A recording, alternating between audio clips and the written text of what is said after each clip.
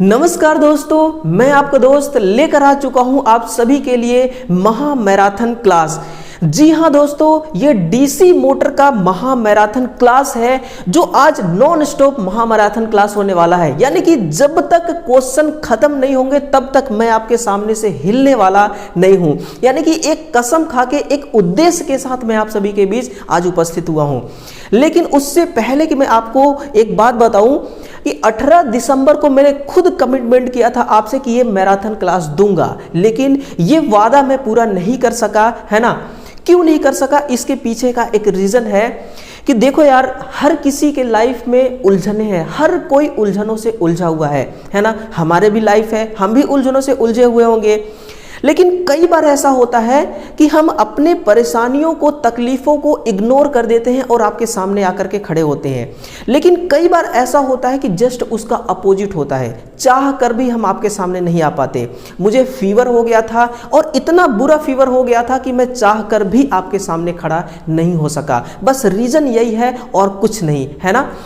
तो देखिए, 18 दिसंबर वाली मैराथन क्लास आज हम 23 दिसंबर को दे रहे हैं, बट कोई बात नहीं, तो पूरे एनर्जी के साथ आप तैयार हो जाइए। देखिएगा, इस महा मैराथन क्लास में कुछ महत्वपूर्ण कॉन्सेप्ट होंगे, कुछ ट्रिक्स भी होगी, है ना। महत्वपूर्ण कॉन्सेप्ट के साथ मैं टोटल क्वेश्चनों का सॉल्यूशन देने वाला हूं। और उससे भी जरूरी बात आप ध्यान से सुनिए कि जिस डीसी मशीन को पढ़ने के लिए ना आप दूसरे लोगों से, बड़े बड़े चैनल से आप पेमेंट करके आप बैच ज्वाइन करते हैं, बैच खरीदते हैं, बैच बाय करते हैं, उस कॉन्सेप्ट को मैं आज फ्री में देने वाला हूं, बस एक मैराथन के थ्रू, है ना। तो मैं आपको फ्री में दे रहा हूं कुछ, तो आपको भी कुछ देना होगा, क्योंकि इसके पीछे बहुत सारा दोस्तों मेहनत लगा है। खुद से टाइपिंग, खुद से कंटेंट क्रिएट करना, है ना, 4-4, 5-5 बुकों से कंटेंट निकाल करके आपके सामने रखना, बहुत स्ट्रगल है इसमें, बहुत मेहनत लगा है। इसलिए आपसे एक ही गुजारिश है कि सबसे पहला काम, यदि आपने चैनल को सब्सक्राइब नहीं किया है तो चैनल को सब्सक्राइब करिए। दूसरा काम, इस वीडियो को एक लाइक करिए, है ना। जितने भी स्टूडेंट हैं, मैं चाहता हूं कि जितना व्यू इस मैराथन क्लास में आए उतना ही लाइक्स भी आना चाहिए। और इसको हर विद्यार्थी शेयर करेगा, बिल्कुल दिल से दिल तक का ये मैराथन क्लास है और दिल के साथ इसको शेयर करेगा, है ना। सबसे पहली बात, आप दिल का इमोजी भेजिए एक, है ना। कमेंट बॉक्स में तुरंत एक दिल का इमोजी भेजिए। इसके बाद अपने इस क्लास को शुरुआत करते हैं, है ना। चलिए, इलेक्ट्रीशियन थ्योरी का ये डीसी मशीन है। हमारा मिशन क्या है, टारगेट क्या है, इस महा मैराथन क्लास को लेकर के मैं क्यों आया हूं, इसके पीछे का मिशन क्या है? तो मिशन है वो PGCIL, यानी कि PGCIL वाले स्टूडेंट्स के लिए ये मैराथन क्लास उनके दिल की धड़कन है ना। तो स्टार्ट करते हैं अपने इस क्लास को नॉन स्टॉप। ये मैराथन क्लास जब तक खत्म नहीं होगी तब तक हम लोग रुकने वाले नहीं हैं। जब तक तोड़ेंगे नहीं तब तक छोड़ेंगे नहीं। देखिए, आगे बढ़ते हैं दोस्तों। ये रही आपके सामने डीसी मोटर। डीसी मोटर का हर एक पार्ट का, यानी कि डीसी मोटर से जितने क्वेश्चन बन सकते हैं सभी क्वेश्चनों का एक साथ सॉल्यूशन में देने वाला हूं। देखिए, इसमें क्या है, जैसे कि थ्रस्ट, कॉलर किट, है ना, ये सब इसके पार्ट के नाम है। ध्यान से सुनना, एक बार इस मैराथन क्लास को आपने देख लिया ना, दूसरा आपको थ्योरी यानी कि इसका पढ़ने की कोई जरूरत ही नहीं है। फिर है स्टॉप वॉशर, है ना, बियरिंग के बारे में भी क्वेश्चन है, इस ब्रूस के बारे में भी कई सारे क्वेश्चन है ना। ये है आपका असेंबली, इंटरमीडिएट ब्रैकेट के बारे में भी क्वेश्चन है इसमें, और पोल्स के बारे में भी इसके अंदर क्वेश्चन है, पोल स्क्रू के बारे में क्वेश्चन है, फील्ड कॉइल असेंबली जो मोटर का सबसे अहम भाग होता है उसके बारे में भी बहुत सारे क्वेश्चन है, और फील्ड टर्मिनल किट इसके बारे में भी क्वेश्चन है, कनेक्टर के बारे में भी क्वेश्चन है ना, आर्मेचर के बारे में भी कई सारे क्वेश्चन है। फिर है ब्रूस कैरियर असेंबली, है ना, ब्रूस होल्डर आर्मेचर रिएक्शन वाली, इसके बारे में भी क्वेश्चन है। ब्रूस स्प्रिंग के बारे में क्वेश्चन है, कई सारे के ब्रूस होते हैं। फिर ब्रूस सेट, इसके बारे में भी क्वेश्चन है। फिर देखिए आपका यहाँ पर है सेलिंग किट बियरिंग के बारे में भी क्वेश्चन है ना। तो ये डीसी मोटर है और डीसी मोटर का हर एक पार्ट से, चाहे वो इंटरनल हो, चाहे वो एक्सटर्नल हो, चाहे वो वाइंडिंग हो, चाहे वो टेस्टिंग हो, है ना, चाहे वो रिएक्शन हो, चाहे इसकी दक्षता को लेकर के हो, है ना, चाहे किसी भी प्रकार के प्रभाव को लेकर के हो, परीक्षण को लेकर के हो, ब्रुश को लेकर के हो, टर्मिनल को लेकर के हो, सभी प्रकार के क्वेश्चन इसमें आपको मैं देने वाला हूं। इसलिए पूरे दोस्तों होशो हवासों के साथ, नोटबुक के साथ ही इस क्लास को देखना, चाहे जितने भी घंटे लग जाए। बिल्कुल मैं हिलने वाला नहीं हूं आपके सामने, बस एक कसम खा करके आपके सामने आया हूं, है ना। तो जब हम इस प्रकार का काम करते हैं तो हमारे अंदर एक एनर्जी होना चाहिए, एक मोटिवेशन होना चाहिए। वही मोटिवेशन मैं आपके लिए पेश करता हूं। ध्यान से सुनना कि दिन ब दिन बिताना मुश्किल है, चाहतों को छुपाना मुश्किल है। दिन ब दिन बिताना मुश्किल है, चाहतों को छुपाना मुश्किल है। वो तो सिलेक्शन के चंद हौसलों ने बांध रखे हैं हमें, वरना जिस मोड़ पर अभी हम हैं वहां पल पल बिताना मुश्किल है। दोस्तों, यदि आप इस मोड़ पर, इस उम्र के इस मोड़ पर, इस पड़ाव पर आकर के तैयारी करते हैं ना, तो आपसे बड़ा खिलाड़ी, आपसे बड़ा योद्धा इस दुनिया में और कोई नहीं है। और मेरा तो यही मानना है कि स्टूडेंट से बढ़कर के कोई योद्धा नहीं है इस दुनिया में, ठीक है ना। इसलिए दोस्तों, जिस पल, मतलब कि जिस मोड़ पर आप अभी खड़े हैं ना, इस मोड़ पर पल पल बिताना मुश्किल है, ठीक है ना। तो चलिए, इसका टोटल पीडीएफ आपको टेलीग्राम चैनल पर मिलेगा। इसलिए अभी जैसे कि वीडियो को जैसे ही आप कंप्लीट देख लेंगे, तुरंत टेलीग्राम को ज्वाइन कीजिए जिन्होंने नहीं किया है। डिस्क्रिप्शन बॉक्स में लिंक है।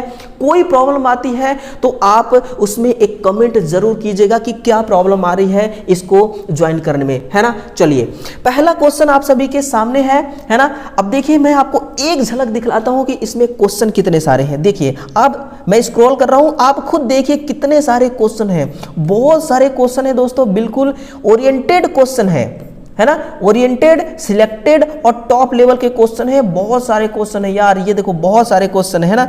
यहां पर है इसका इंटरवल, और इंटरवल के बाद भी देखिए कितने सारे डीसी मोटर के क्वेश्चन लेकर के आया हूं, है ना। तो इसी बात पर लाइक एक करना और शेयर भी बिल्कुल दबा कीजिए, है ना। ये मैं चाहता हूं कि जितने इस क्लास में जितना व्यू आए उतना ही लाइक्स भी आना चाहिए, है ना, क्योंकि ये सब कुछ फ्री है। जो चीज आप देखिए पैसे से आप बैच खरीद कर पढ़ते हैं ना, वो चीज मैं आपको फ्री में दे रहा हूं, वो चीज मैं आपको बिल्कुल फ्री में दे रहा हूं। तो आपको बस एक ही काम करना है कि वीडियो को दबा करके शेयर करना है और लाइक भी दबा के करना है। पहला क्वेश्चन आप सभी के सामने है और इसका देखिए किस प्रकार से आज हम इसका पोस्टमार्टम करने वाले हैं, है ना। इसमें बाई लैंग्वेज क्वेश्चन है, इंग्लिश हिंदी दोनों है। If a DC motor is connected to an DC supply, sorry AC supply, the motor in will run. यानी कि यदि किसी डीसी मोटर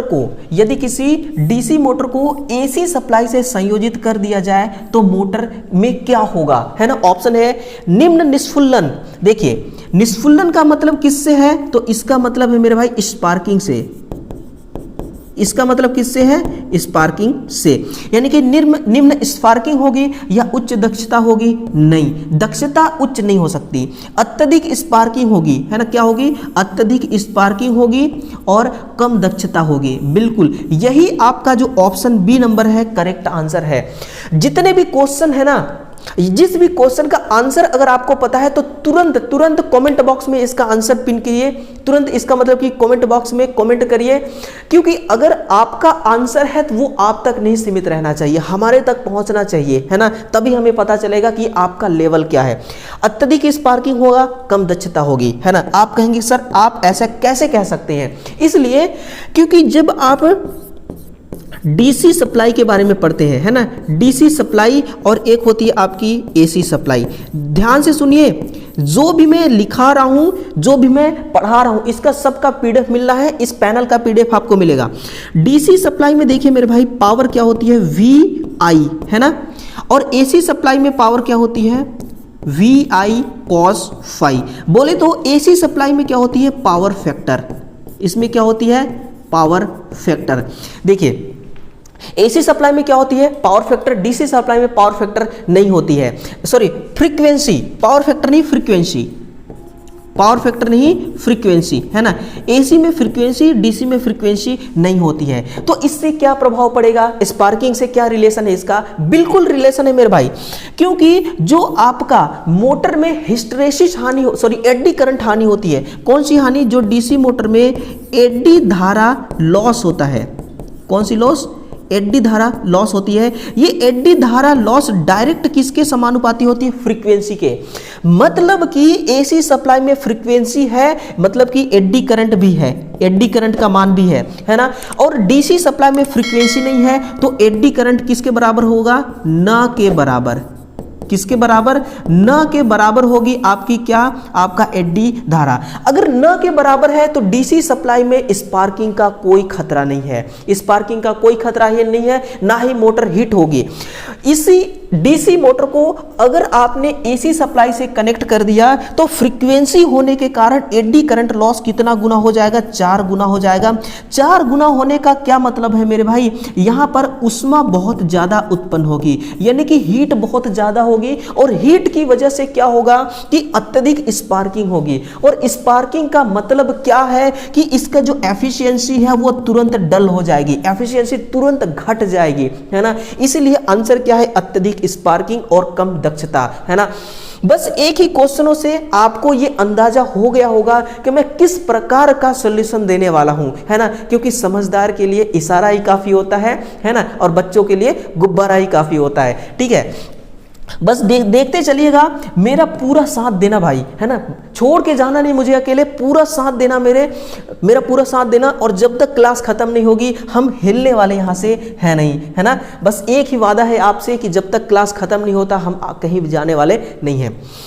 नेक्स्ट क्वेश्चन क्या है कि इन DC motor it is provided by controlling the voltage of the armature, यानी कि rotor. DC motor में आर्मेचर को हम रोटर कहते हैं। ध्यान से सुनना, डीसी मोटर में आर्मेचर के वोल्टेज को नियंत्रित यानी कि कंट्रोल करने से क्या प्रदान होता है? क्या प्रदान होता है? नियत ईएमएफ, नियत टॉर्क, नियत मैग्नेटिक फ्लक्स, या फिर नियत वोल्टेज रेगुलेशन, है ना। ऐसे जितने भी विद्यार्थी हैं जो बैच लेकर पढ़ते हैं वो जरा कमेंट करके बताएंगे कि इसका आंसर क्या होगा, है ना। क्योंकि मैं तो आपको फ्री में मैराथन दे रहा हूं, तो आपको ये आंसर आना चाहिए भाई। अगर नहीं आ रहा है तो बैच लेना आपका बेकार है, बैच लेना आपका बेकार है। डीसी मोटर में आर्मेचर के वोल्टेज को कंट्रोल करने की बात करी जा रही है ना। यहां पर देखना, देखिए क्या होता है कि जब हम डीसी मोटर को डीसी सप्लाई देते हैं, कौन सी? डीसी मोटर को हमने क्या किया? डीसी सप्लाई दिया। ये डीसी सप्लाई कहां जाएगी? सबसे पहले ये आर्मेचर वाइंडिंग में जाती है। कहां पर? आर्मेचर वाइंडिंग में जाती है, और फिर यही सप्लाई फील्ड वाइंडिंग में जाएगी। कहां पर? फील्ड वाइंडिंग में भी जाती है। लेकिन फील्ड वाइंडिंग के वोल्टेज के बारे में कोई यहां पर कमिटमेंट नहीं किया गया है। इसका मतलब कि फील्ड वाइंडिंग के वोल्टेज को हमने कांस्टेंट रखा है, बट आर्मेचर वाइंडिंग के वोल्टेज को हम क्या कर रहे हैं? कंट्रोल कर रहे हैं। मेरे भाई ध्यान से सुनिएगा कि कंट्रोल का मतलब क्या होता है? वोल्टेज के लेवल को बढ़ाना, वोल्टेज के लेवल को घटाना, ये होता है कंट्रोलिंग, है ना। आर्मेचर वोल्टेज को घटाना और बढ़ाना। और जब प्रोसेस हम ऐसा करते हैं तो हमें नियत टॉर्क प्रदान होती है। कैसा टॉर्क हमें मिलता है? बिल्कुल कांस्टेंट टॉर्क मिलता है। कैसा टॉर्क मिलेगा? नियत टॉर्क मिलता है ना। तो ये रहा इस क्वेश्चन का सुपड़ा साफ, ठीक है। चलिए, बिल्कुल कैसा आप अनुभव कर रहे हैं इस क्लास में आकर के, है ना। बिल्कुल आप अपनी राय कमेंट बॉक्स में जरूर दीजिएगा। फिर है नेक्स्ट क्वेश्चन कि a DC motor operated a maximum mechanical energy when the ratio of back EMF to supply voltages, यानी कि एक डीसी मोटर में अधिकतम यांत्रिक क्षमता पर कार्य करता है। मान ली कोई डीसी मोटर है, मैक्सिमम एफिशिएंसी पर काम कर रहा है, ठीक है ना। जब बैक ईएमएफ तथा सप्लाई वोल्टेज का अनुपात होता है, कैसा इनका रेशियो आपस में होगा? वो कौन सा कंडीशन है? याद रखिए, वो कौन सा कंडीशन है कि जिस कंडीशन पर मैक्सिमम आउटपुट देगा। यानी कि एक मोटर का, देखिए एक डीसी मोटर का आउटपुट क्या होता है? BHP, है ना, जिसको हम सॉफ्ट के द्वारा प्राप्त करते हैं। किसके द्वारा? सॉफ्ट के द्वारा प्राप्त करते हैं, है ना। यही होता है मोटर का आउटपुट। तो ये आउटपुट आपको मैक्सिमम किस कंडीशन में मिलेगा? एक होता है देखिए बैक ईएमएफ बटे सप्लाई वोल्टेज, है ना, और दूसरी होती है देखिए सप्लाई वोल्टेज बटे बैक ईएमएफ, है ना। ये दोनों केस में मैं आपको बताऊंगा, ताकि एग्जाम में एग्जामिनर अगर आपको उलझाने की भी कोशिश करे ना तो वो उलझा ना सके। क्वेश्चन क्या बना है कि बैक ईएमएफ और सप्लाई वोल्टेज का रेशियो जब 0.5 बोले तो 1/2 गुना, यानी कि किसके, सप्लाई वोल्टेज का आधा जब बैक ईएमएफ का मान होता है, उस कंडीशन में मैक्सिमम एफिशिएंसी पर काम करेगा आपका डीसी मोटर। लेकिन अगर गेम उल्टा हो जाए तो क्या होगा, हेरा फेरी होने में टाइम देखिए लगता नहीं है ना। अगर सप्लाई वोल्टेज और इसके बीच का अनुपात पूछे तो आप बोलेंगे सर चाहे कान को इधर से पकड़ो चाहे इधर, बात तो एक ही है। लेकिन ऐसा नहीं है, ऐसा नहीं है, ये टेक्नोलॉजी का पढ़ाई है ना। देखिए यहां पर 2 गुना हो जाएगा, कितना होगा, 2 गुना होगा मेरे भाई। इस चीज को आप बिल्कुल कतई मत भूलना, है ना, इस चीज को भूलना नहीं आप, ठीक है ना। चलिए आगे बढ़ते हैं और अगला क्वेश्चन देखिएगा कि back EMF in a DC motor is proportional to which quantity. DC motor में बैक ईएमएफ किस राशि के समानुपाती होता है। बैक ईएमएफ किस राशि के समानुपाती होगा। देखिए बैक ईएमएफ बराबर क्या होता है, बैक ईएमएफ समानुपाती होता है आपके स्पीड के, रोटर स्पीड के, और बैक ईएमएफ जो होता है ये आर्मेचर करंट के व्युत्क्रमानुपाती होता है ना। ये दोनों केस याद रखिएगा, ये पहला है और ये दूसरा है। बैक ईएमएफ रोटर स्पीड के समानुपाती और बैक ईएमएफ आर्मेचर करंट के व्युत्क्रमानुपाती होता है। तो रोटर स्पीड के ये क्या हो जाएगा, option number B is correct answer. DC motor का बैक ईएमएफ किस राशि के समानुपाती होगा, तो रोटर स्पीड के समानुपाती होता है ना। अब देखिएगा जो बैक ईएमएफ है ना, इससे रिलेटेड कई सारे क्वेश्चन आपके एग्जाम में पूछे जाते हैं। पहला क्वेश्चन क्या आपसे कहा जाता है कि भाई बैक ईएमएफ का अन्य नाम क्या है। तो सुनिए, इसका जो अन्य नाम है उसको हम कहते हैं काउंटर ईएमएफ। उसका अन्य नाम क्या है, काउंटर ईएमएफ। एक बात बताइए, अगर मान लीजिए कि जो बैक ईएमएफ का मान है, अगर बैक ईएमएफ का मान सप्लाई वोल्टेज के बराबर हो जाए तो क्या होगा, कमेंट करके जरूर बताइएगा। लेकिन बैक ईएमएफ देखिए हमेशा कम होता है सप्लाई वोल्टेज के, ये भी एक केस है, ये एक जेन्युइन केस है ना। ये हमेशा याद रखना, एग्जाम में पूछा जाता है कि बैक ईएमएफ सप्लाई वोल्टेज के क्या होता है, कम होता है, और सप्लाई वोल्टेज बैक ईएमएफ के अधिक होता है ना। देखिए अगर आपका मोटर है, इसमें बैक ईएमएफ का मान 0 वोल्ट हो गया। कौन सा वोल्ट हो गया, 0 वोल्ट हो गया। लेकिन मोटर अभी देखिए, लेकिन जो आपका मोटर है ये अभी लोड पर संचालित है। किस पर संचालित है मेरे भाई, लोड पर संचालित है। यानी कि मोटर लोड पर है और उस समय बैक ईएमएफ का मान 0 हो गया तो क्या हश्र होगा मोटर का, है ना। क्या होगा, सुनिए, मोटर जल जाएगी। मोटर क्या होगी, मोटर जल जाएगी। क्यों मोटर जल जाएगी, क्योंकि अब देखिए बैक ईएमएफ क्या करता है, बैक ईएमएफ क्या करता है, ये लेंज के नियम को फॉलो करता है। और लेंज का नियम क्या कहता है, जो जिसके कारण पैदा हुआ है उसी का विरोध करेगा। यानी कि मैक्सिमम करंट चलेगी और आर्मेचर जो है वो पूरी तरह से जल जाएगी, क्योंकि आर्मेचर वाइंडिंग का रेजिस्टेंस तो वैसे भी कम होता है ना। जो ये हाई एम्पियर का जो करंट है ना, ये इसको जला देगी। क्या करेगी, ये इसको जला देगी, है ना। तो ऑप्शन नंबर इसका बी करेक्ट आंसर है, रोटर स्पीड इसका करेक्ट आंसर है ना। पूरे वीडियो को देखना मेरे भाई, है ना, पूरे क्लास को देखना, हर एक क्वेश्चन को देखना, किसी भी क्वेश्चन को आपको छोड़ना नहीं है, ठीक है। चलिए नेक्स्ट क्वेश्चन क्या कह रहा है कि विच of the following is not an advantage of DC motor over AC motor. DC motor का एसी मोटर की तुलना में निम्नलिखित में से कौन सा लाभ नहीं है ना। इसको याद रखना, यहां पर क्या बोला है कि नोट एडवांटेज, क्या नोट एडवांटेज। अब एग्जाम में स्टूडेंट्स क्या करते हैं कि हड़बड़ी में, थोड़ा प्रेशर तो रहता ही है, एग्जाम का प्रेशर, टाइम का प्रेशर, है ना, पेपर के लेवल का प्रेशर, तो कई बार ना ये नहीं दिखाई ही नहीं देता। कई बार क्या होता है, ये नहीं दिखाई ही नहीं देता कौन सा लाभ है और ठोक दिए कोई दूसरा आंसर, है ना। तो आपको इसको ध्यान रखना है, ठीक है। देखिए क्या लाभ नहीं है, एसी का मूल्य कम, डीसी का मूल्य अधिक होता है। बिल्कुल हम इससे सहमत हैं। एसी का जो मूल्य है वो कम होता है और जो डीसी का मूल्य है वो अधिक होता है। अब आप कहेंगे सर कैसे। देखिए जो दाढ़ी सेट करने वाली जो मशीन होती है ना, क्या बोलते हैं अपन उसको, जो भी कहते हैं, दाढ़ी बनाने वाली जो मशीन होती है, देखिए उसका रेट कितना होता है मार्केट में, 300, 400, हजार रुपए के भी आते हैं।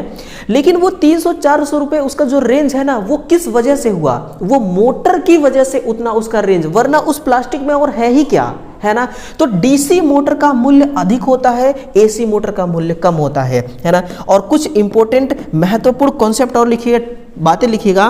पहला कि इसका अगर आकार में तुलना किया जाए ना, तो डीसी मोटर की आकार जो होती है वो बड़ी होती है ना। फिर लिखिए, इसमें जो मेंटेनेंस होता है यानी कि अनुरक्षण, इसमें जो अनुरक्षण होती है वो क्या होती है, अधिक होती है एसी मोटर की तुलना में, है ना। और तीसरी बात, इसकी जो दक्षता होती है, एफिशिएंसी, इसकी एफिशिएंसी क्या होती है, कम होती है। एफिशिएंसी क्या होती है, कम होती है। यही क्या है, इसका लाभ नहीं है, क्योंकि ये महंगी है ना, क्योंकि ये महंगी है, ठीक है ना, ये बात होती है। तो option number A is correct answer question number 5 का। आगे बढ़िए, क्वेश्चन नंबर देखिए 6 है कि from which A metallic material, which A metallic material is the body of small DC machine made. कहने का मतलब कि डीसी मशीन है, ये आपके सामने है ना, इसका धात्विक मतलब किस धात्विक पदार्थ से इसकी बॉडी हम बनाते हैं, कंस्ट्रक्शन करते हैं, वो आपको बताना है ना। स्टेनलेस स्टील से, ढलवा लोहा से, फोर्जिन स्टील से, कास्ट स्टील से। बड़ा कंफ्यूजन सा सवाल है सर, है ना, बड़ा कंफ्यूजन सा सवाल है। कई बार हम ढलवा लोहा ठोक देते हैं आंसर, तो कई बार कास्ट स्टील कर देते हैं आंसर, है ना। इससे हमें आप निजात दीजिए, निजात दिलाइए। तो बिल्कुल हम खड़े हैं आपके साथ, है ना, हम खड़े हैं आपके साथ। जब भी बात मोटर किया है ना, डीसी मोटर किया है, किसकी आए, डीसी मोटर किया है बॉडी के बारे में, किसके बारे में, बॉडी के बारे में, जिसको हम फ्रेम भी कहते हैं। तो इसमें देखिए 2 बातें आती हैं। एक तो आती है कि छोटी डीसी मोटर, है ना, और एक आती है बड़ी डीसी मोटर, बड़ी डीसी मोटर। अब छोटी डीसी मोटर और बड़ी डीसी मोटर दोनों एक ही झटके में आपको समझा रहा हूं। जो छोटी डीसी मोटर होती है मेरे भाई, उसकी जो बॉडी होती है वो बनाई जाती है आपका कास्ट आयरन से। किससे, कास्ट आयरन से, और जिसको हम कहते हैं ढलवा लोहा, जिसको हम क्या कहते हैं, ढलवा लोहा, है ना।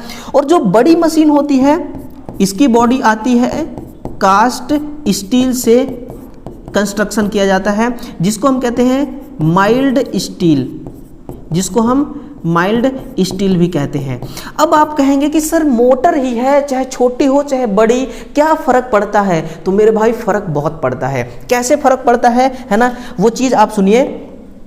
फर्क ऐसे पड़ता है कि कास्ट आयरन जो है ना, कास्ट यानी कि छोटी मोटर, अगर आप कहेंगे कि सर छोटी मोटर है उसमें हम कास्ट स्टील का उसकी बॉडी बना दे तो क्या होगा, है ना। मैं तो एक ही बात कहूंगा कि जितने की दुल्हन नहीं उतने की मुंह दिखाई हो जाएगी। क्यों ऐसा कह रहा हूं, क्योंकि स्टील मेरे भाई आयरन से महंगी होती है ना। और कास्ट आयरन की जगह कास्ट स्टील अगर आप लगा देंगे तो मोटर बहुत महंगी हो जाएगी, है ना। छोटी सी मोटर, इसका कॉस्ट बहुत ज्यादा, खरीदेगा कौन खरीदेगा, है ना, कौन खरीदेगा, कोई नहीं। इसलिए छोटी मोटर में कास्ट आयरन, बड़ी मोटर में कास्ट स्टील। और बड़ी मोटर में कास्ट स्टील ही हम क्यों लगाते हैं, इसके पीछे का रीजन सुनिए। क्योंकि जो स्टील होती है, इसकी जो चुंबकशीलता होती है, क्या होती है, चुंबकशीलता, परमेबिलिटी, इसका मान अधिक होता है।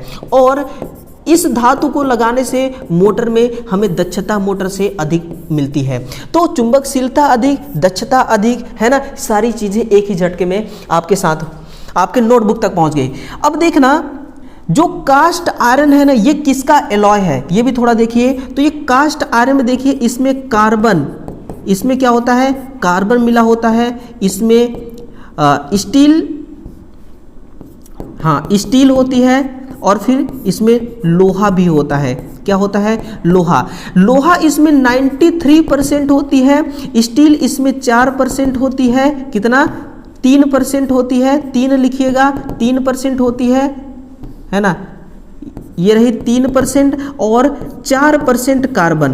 कितना, 4% कार्बन, मिला करके 100% हो गया। आंसर देखिए ऑप्शन नंबर इसका डी करेक्ट होगा, cast steel is correct answer. ये फ्रेम आपके सामने है, आप इसको एग्जाम्पल के लिए समझ सकते हैं। बिल्कुल फीलिंग के साथ मैं आपको पढ़ाऊंगा, एहसास दिलाते हुए आपको पढ़ाऊंगा। देखिए चित्र लेकर के आया हूं, इसीलिए मैं आपको चित्र दिखाता हूं ताकि आपको समझ में आए कि हम बात एक्चुअल में कर किस पार्ट के रहे हैं, है ना, मोटर के किस हिस्से के बारे में बात कर रहे हैं। वो चीज आपके सामने जब होगी ना मेरे भाई, तो वो गजब तरीके से समझ में आएगा, है ना। तो बस गजब तरीके से लाइक वाइक देते रहिएगा, लाइक में कमी नहीं आना चाहिए मेरे भाई, है ना। चलिए नेक्स्ट है कि of which metal are the pole shoe of DC motor made, यानी कि पोल शू बनाने के लिए किस मटेरियल का इस्तेमाल करते हैं। अब आप कहेंगे सर इसमें भी कास्ट स्टील लगा दो ना, क्या दिक्कत है, चुंबकशीलता अधिक होती है। तो ऐसा नहीं होता है, हम एनिल्ड स्टील लगाते हैं। एनिल्ड स्टील से हम क्या बनाते हैं, पोल शू। पोल शू का मतलब क्या हुआ, आप देखते होंगे कि पिछले ज़माने में, आज के ज़माने में भी जूते आते हैं और उसकी जो सामने वाले का नोक होता है ना, वो इस आकार का मुड़ा होता है। कैसे, ऐसे मुड़ा होता है, ऐसे, है ना। क्यों होता है, क्यों होता है वो भी बताऊंगा। और ये देखो, ये रहा आपका पोल शू, है ना, ये क्या है आपका पोल शू। अब इसमें आपके लिए इंपॉर्टेंट क्या है कि ये वाली जो भाग है ना, इसको कहते हैं पोल शू। इसको क्या कहते हैं, ये वाली भाग जो है ये कहलाती है इसकी पोल शू, है ना। चलिए अब बात करते हैं पोल शू पर।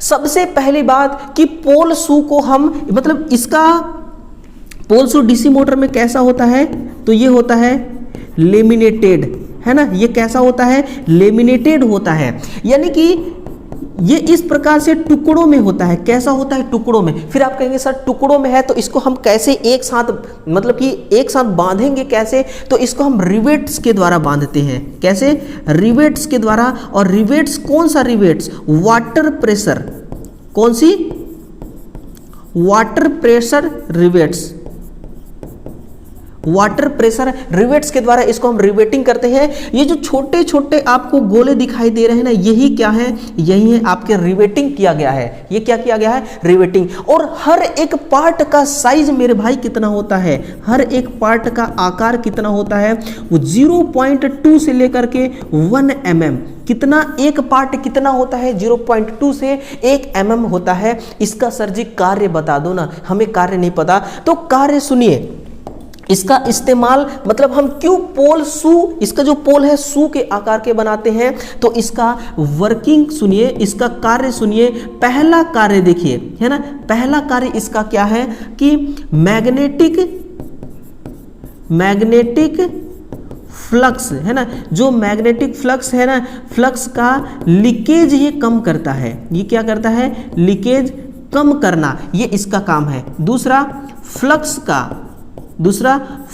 का एक समान वितरण करना, एक समान वितरण करना, ये फ्लक्स का एक समान वितरित करता है फ्लक्स को। और तीसरा क्या है, मैग्नेटिक फ्लक्स का लीकेज कम करना, फ्लक्स का एक समान वितरण करना। और तीसरा वाइंडिंग को ठहराव प्रदान करना, है ना, वाइंडिंग को क्या करना, ठहराव प्रदान करना, है ना, ठहराव प्रदान करना।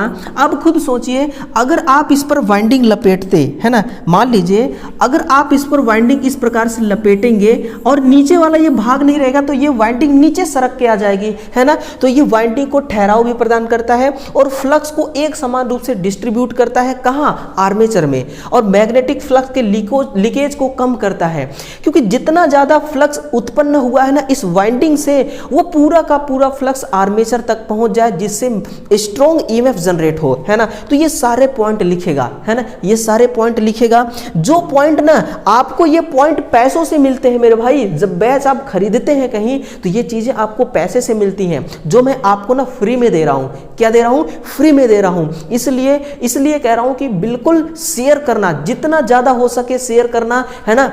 इसका थंबनेल जो है ये अपने स्टेटस में लगा लेना, अपने व्हाट्सएप के स्टेटस में लगा लेना, अपने फेसबुक के स्टेटस में लगा लेना, है ना, स्टोरी लगा लेना। जहां जहां शेयर कर सकते हैं आप वहां शेयर जरूर कीजिएगा, है ना। क्वेश्चन नंबर 7 का आंसर क्या हो गया, एनिल्ड स्टील। नेक्स्ट है, देखिए नेक्स्ट है कि choose the material from which the armature of DC machines is made, यानी कि ये रहा आपका, ये क्या है आपका, ये आपका है आर्मेचर, है ना। ये क्या है आपका, डीसी मशीन का आर्मेचर है। किस मटेरियल से इसको हम तैयार करते हैं। सबसे पहली बात देखिए, ये कौन सा पार्ट है डीसी मोटर का, ये है सॉफ्ट, ये क्या है सॉफ्ट, और ये वाला भाग है कम्यूटेटर, ये कौन सा भाग है कम्यूटेटर, और ये वाली भाग कहलाती है हमारी आर्मेचर। क्या है ये आर्मेचर। अब आर्मेचर देखिए, आर्मेचर सिलिकॉन स्टील की भी होती है, किसकी सिलिकॉन स्टील की, और इस पे लोहा भी होता है ना। ध्यान से सुनना, परसेंटेज की बात करें तो 3% सिलिकॉन स्टील, बाकी 97% इसमें क्या होता है आयरन होता है ना। ये बात ध्यान से सुनिएगा, ठीक है ना। ये है सॉफ्ट कम्यूटेटर, ये है आर्मेचर। अब देखिए आर्मेचर का आकार कैसा होता है, एग्जाम्पल में आपको मैं बताता हूं, यूपीपीसीएल, कई बार यूपीपीसीएल ने पूछा है कि सिलेंडर, इसका आकार कैसा होगा, सिलेंड्रिकल कार, कैसा सिलेंड्रिकल आकार में इसका क्या होता है आकार होता है। अब इसमें देखिए इसकी लंबाई कैसी होती है, तो इसकी लंबाई के बारे में लिखिए, इसकी लंबाई अधिक होती है ना, इसकी लंबाई अधिक होती है। और परिधि के बारे में भी क्वेश्चन बना है, यानी कि आर्मेचर जो है ना मेरे भाई, ये मोटर का एक अहम हिस्सा है। मैं आपको अभी बताता हूं परिधि कैसी होती है, परिधि होती है कम, और इसी परिधि में मेरे भाई स्लॉट कटिंग किए जाते हैं। क्या कटिंग किए जाते हैं, स्लॉट, और उसी स्लॉट में क्या होता है हम वाइंडिंग डालते हैं, इसी स्लॉट में हम क्या डालते हैं वाइंडिंग, है ना, इसी स्लॉट में क्या डालते हैं वाइंडिंग। अगर मैं एक शब्दों में आपको बताऊं कि आर्मेचर डीसी मोटर का एक ऐसा अहम भाग है जहां पर पावर का रूपांतरण होता है। क्या होता है, पावर का रूपांतरण होता है। वो कैसे पावर का रूपांतरण होता है, देखिए ये आर्मेचर है, आर्मेचर की वाइंडिंग होगी, सप्लाई मोटर को दिए, इसमें ईएमएफ जनरेट हुआ, इसमें ईएमएफ जनरेट हुआ, ईएमएफ से क्या होता है टॉर्क जनरेट होता है। टॉर्क क्या है, एक घुमाव बल है। टॉर्क क्या है, देखिए टॉर्क क्या है, ये एक घुमाव बल है। ये क्या है, घुमाव बल, यानी कि घुमाव बल बोले तो ये यांत्रिक बल है। कौन सा बल है, यांत्रिक बल है। और हमने जो सप्लाई दिया था वो कौन सा बल था, वो इलेक्ट्रिकल, वो कौन सा था, इलेक्ट्रिकल फोर्स था, है ना। जो हमने सप्लाई दिया वो इलेक्ट्रिकल में था, इनपुट, है ना, और ये यांत्रिक बल आउटपुट आपको मिलेगा। यानी कि यहां पर कन्वर्जन हो रहा है, पहले हमने इलेक्ट्रिकल दिया तो आपको कौन सा मिला, मैकेनिकल मिला। कहां से मिला, ये आर्मेचर से मिला। तो पावर का रूपांतरण कौन करता है, आर्मेचर का काम है पावर का रूपांतरण करना। Silicon steel is correct answer, है ना।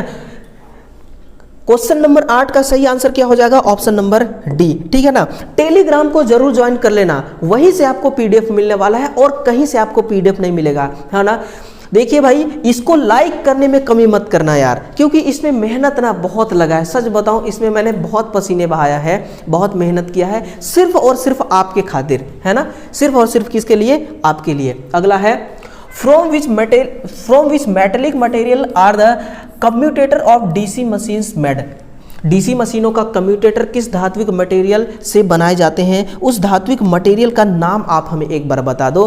तो ये धात्विक मटेरियल है आपके कठोर कर्षित एल्यूमिनियम या कठोर कर्षित तांबा। तो मेरे भाई कठोर कर्षित तांबा ही होते हैं। हमने एल्यूमिनियम क्यों नहीं लिया, हमने एल्यूमिनियम को क्यों नहीं लिया, क्योंकि इसकी चालकता कम होती है।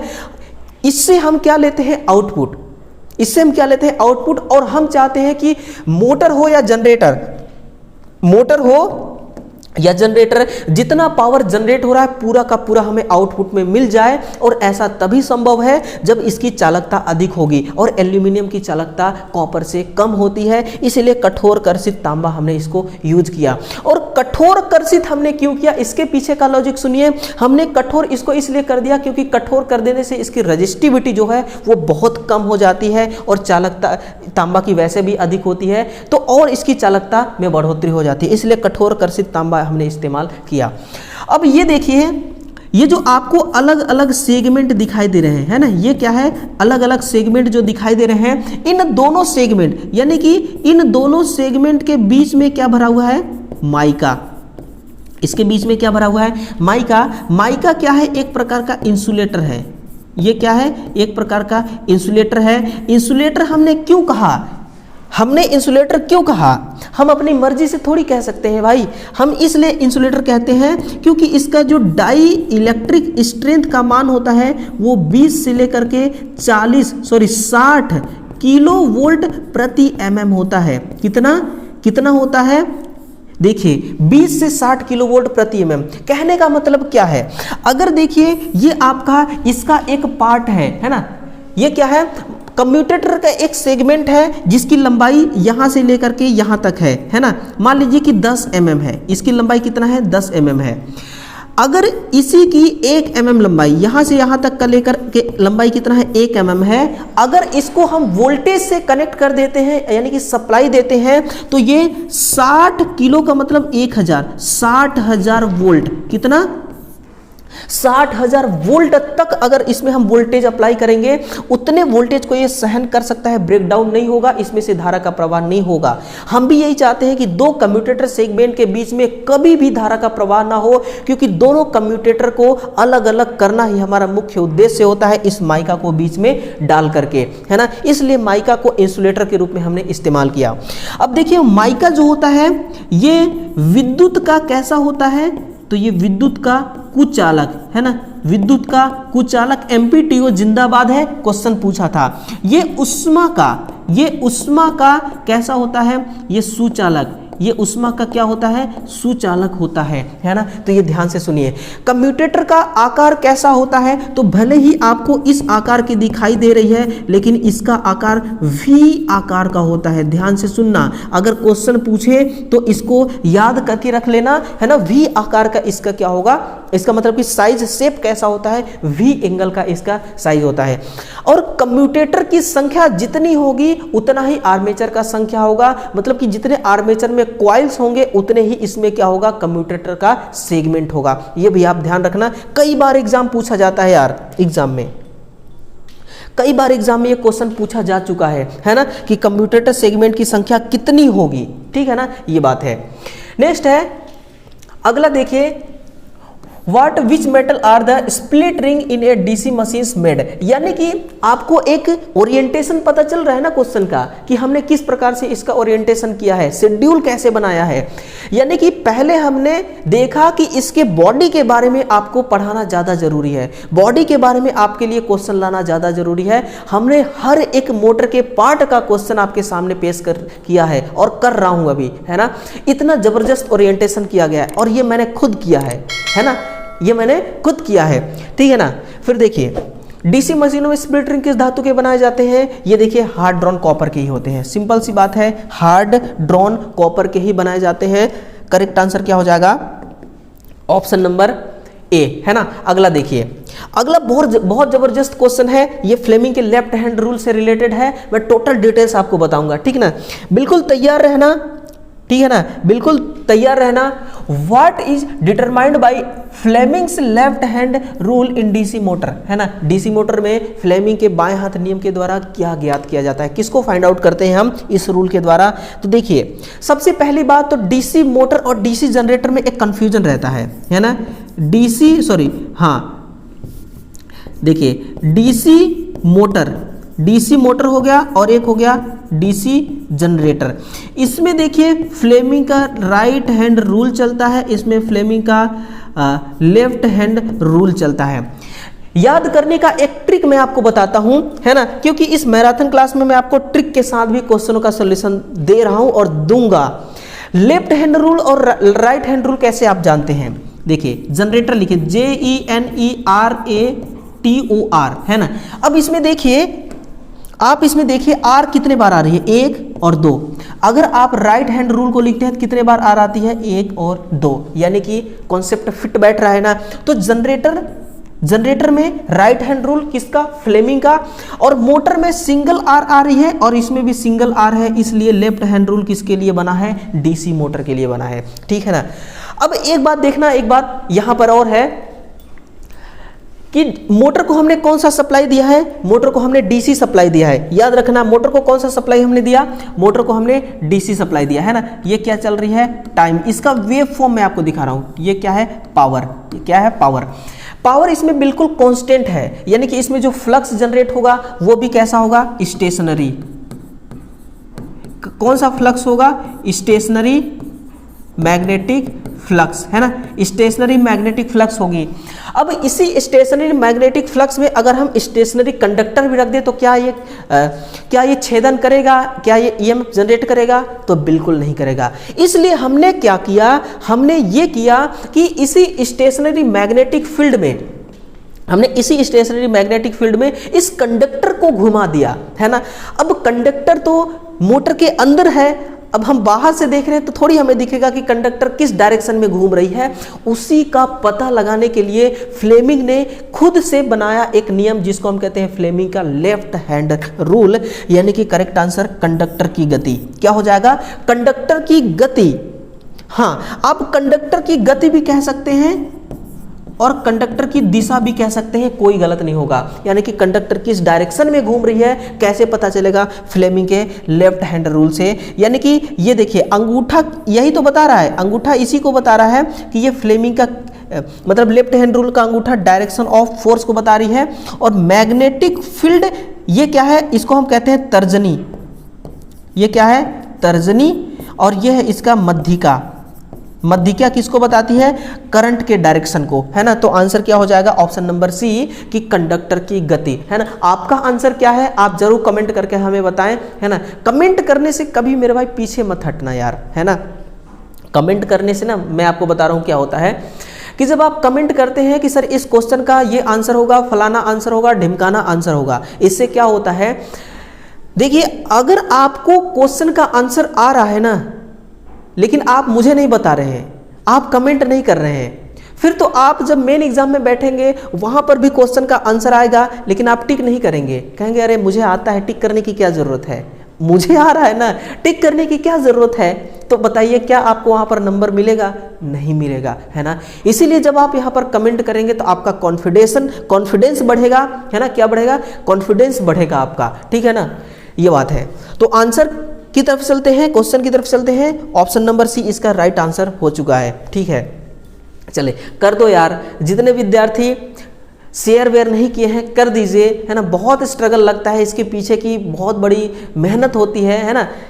जितना मेहनत कैमरा के सामने नहीं करना पड़ता है ना, उसका 4 गुना मेहनत कैमरा के पीछे करना पड़ता है हमें, तब जाकर के हम आपके सामने खड़े होते हैं और आपसे सिर्फ एक ही बात बोलते हैं कि कर दो यार लाइक, कर दो यार शेयर, है ना। इतना तो काम आपको कर देना चाहिए, है ना, ठीक है ना। हाँ, अगला है। अब आगे बढ़ते हैं नेक्स्ट क्वेश्चन की तरफ कि if in a DC machines both the EMF and speed are increased, the which of the following armature torque effect will occur in the motor. एक डीसी मशीन है ना, इसमें कौन सा अकर्स आएगा, कौन सा प्रभाव होगा, कब? जब ईएमएफ, हाँ ईएमएफ नहीं, यहाँ पर बैक ईएमएफ हो गया ना, मैं बैक ईएमएफ लिख देता हूँ ताकि पीडीएफ आपको सही मिले। बैक ईएमएफ को बढ़ा रहे हैं और स्पीड को, दोनों को एक साथ बढ़ाया जा रहा है, तो मोटर के आर्मेचर टॉर्क, है ना, ये मिल गया इसका एक निगेटिव पॉइंट। हर क्वेश्चन का एक निगेटिव पॉइंट होता है, बस उसी को आपको ढूंढना होता है। पूरा क्वेश्चन किस पर बेस्ड है? आर्मेचर टॉर्क पर। आर्मेचर टॉर्क में कैसा प्रभाव पड़ेगा? कोई प्रभाव नहीं पड़ेगा। मोटर बर्न हो जाएगी? नहीं, मोटर तो जल नहीं सकती यार। अगर मोटर को आप इस केस में जला दिए ना तो फिर कैसे मेंटेनेंस का काम करेंगे? मोटर का टॉर्क शून्य हो ही नहीं सकता। ऑप्शन नंबर डी भी गलत है, option number A correct answer हम मान सकते हैं, है ना, यही आंसर ही होगा। आर्मेचर टॉर्क पर बात छिड़ी है तो हम आर्मेचर टॉर्क की बात करते हैं। आर्मेचर टॉर्क देखिए एक बड़ा प्यारा सा फॉर्मूला था, बैक ईएमएफ गुणे आर्मेचर करंट गुणे 60/2 पाई एन, है ना, 2 पाई एन। देखिए आर्मेचर जो टॉर्क है, हमने इसको प्रारंभ में एक सिचुएशन तो हमें मानना पड़ेगा ना। प्रारंभ में हम मान लेते हैं कैसा है? अधिकतम। प्रारंभ में कैसा हम मान लेते हैं? आर्मेचर टॉर्क का मान कैसा है? मैक्सिमम है ना। इसने क्या कहा?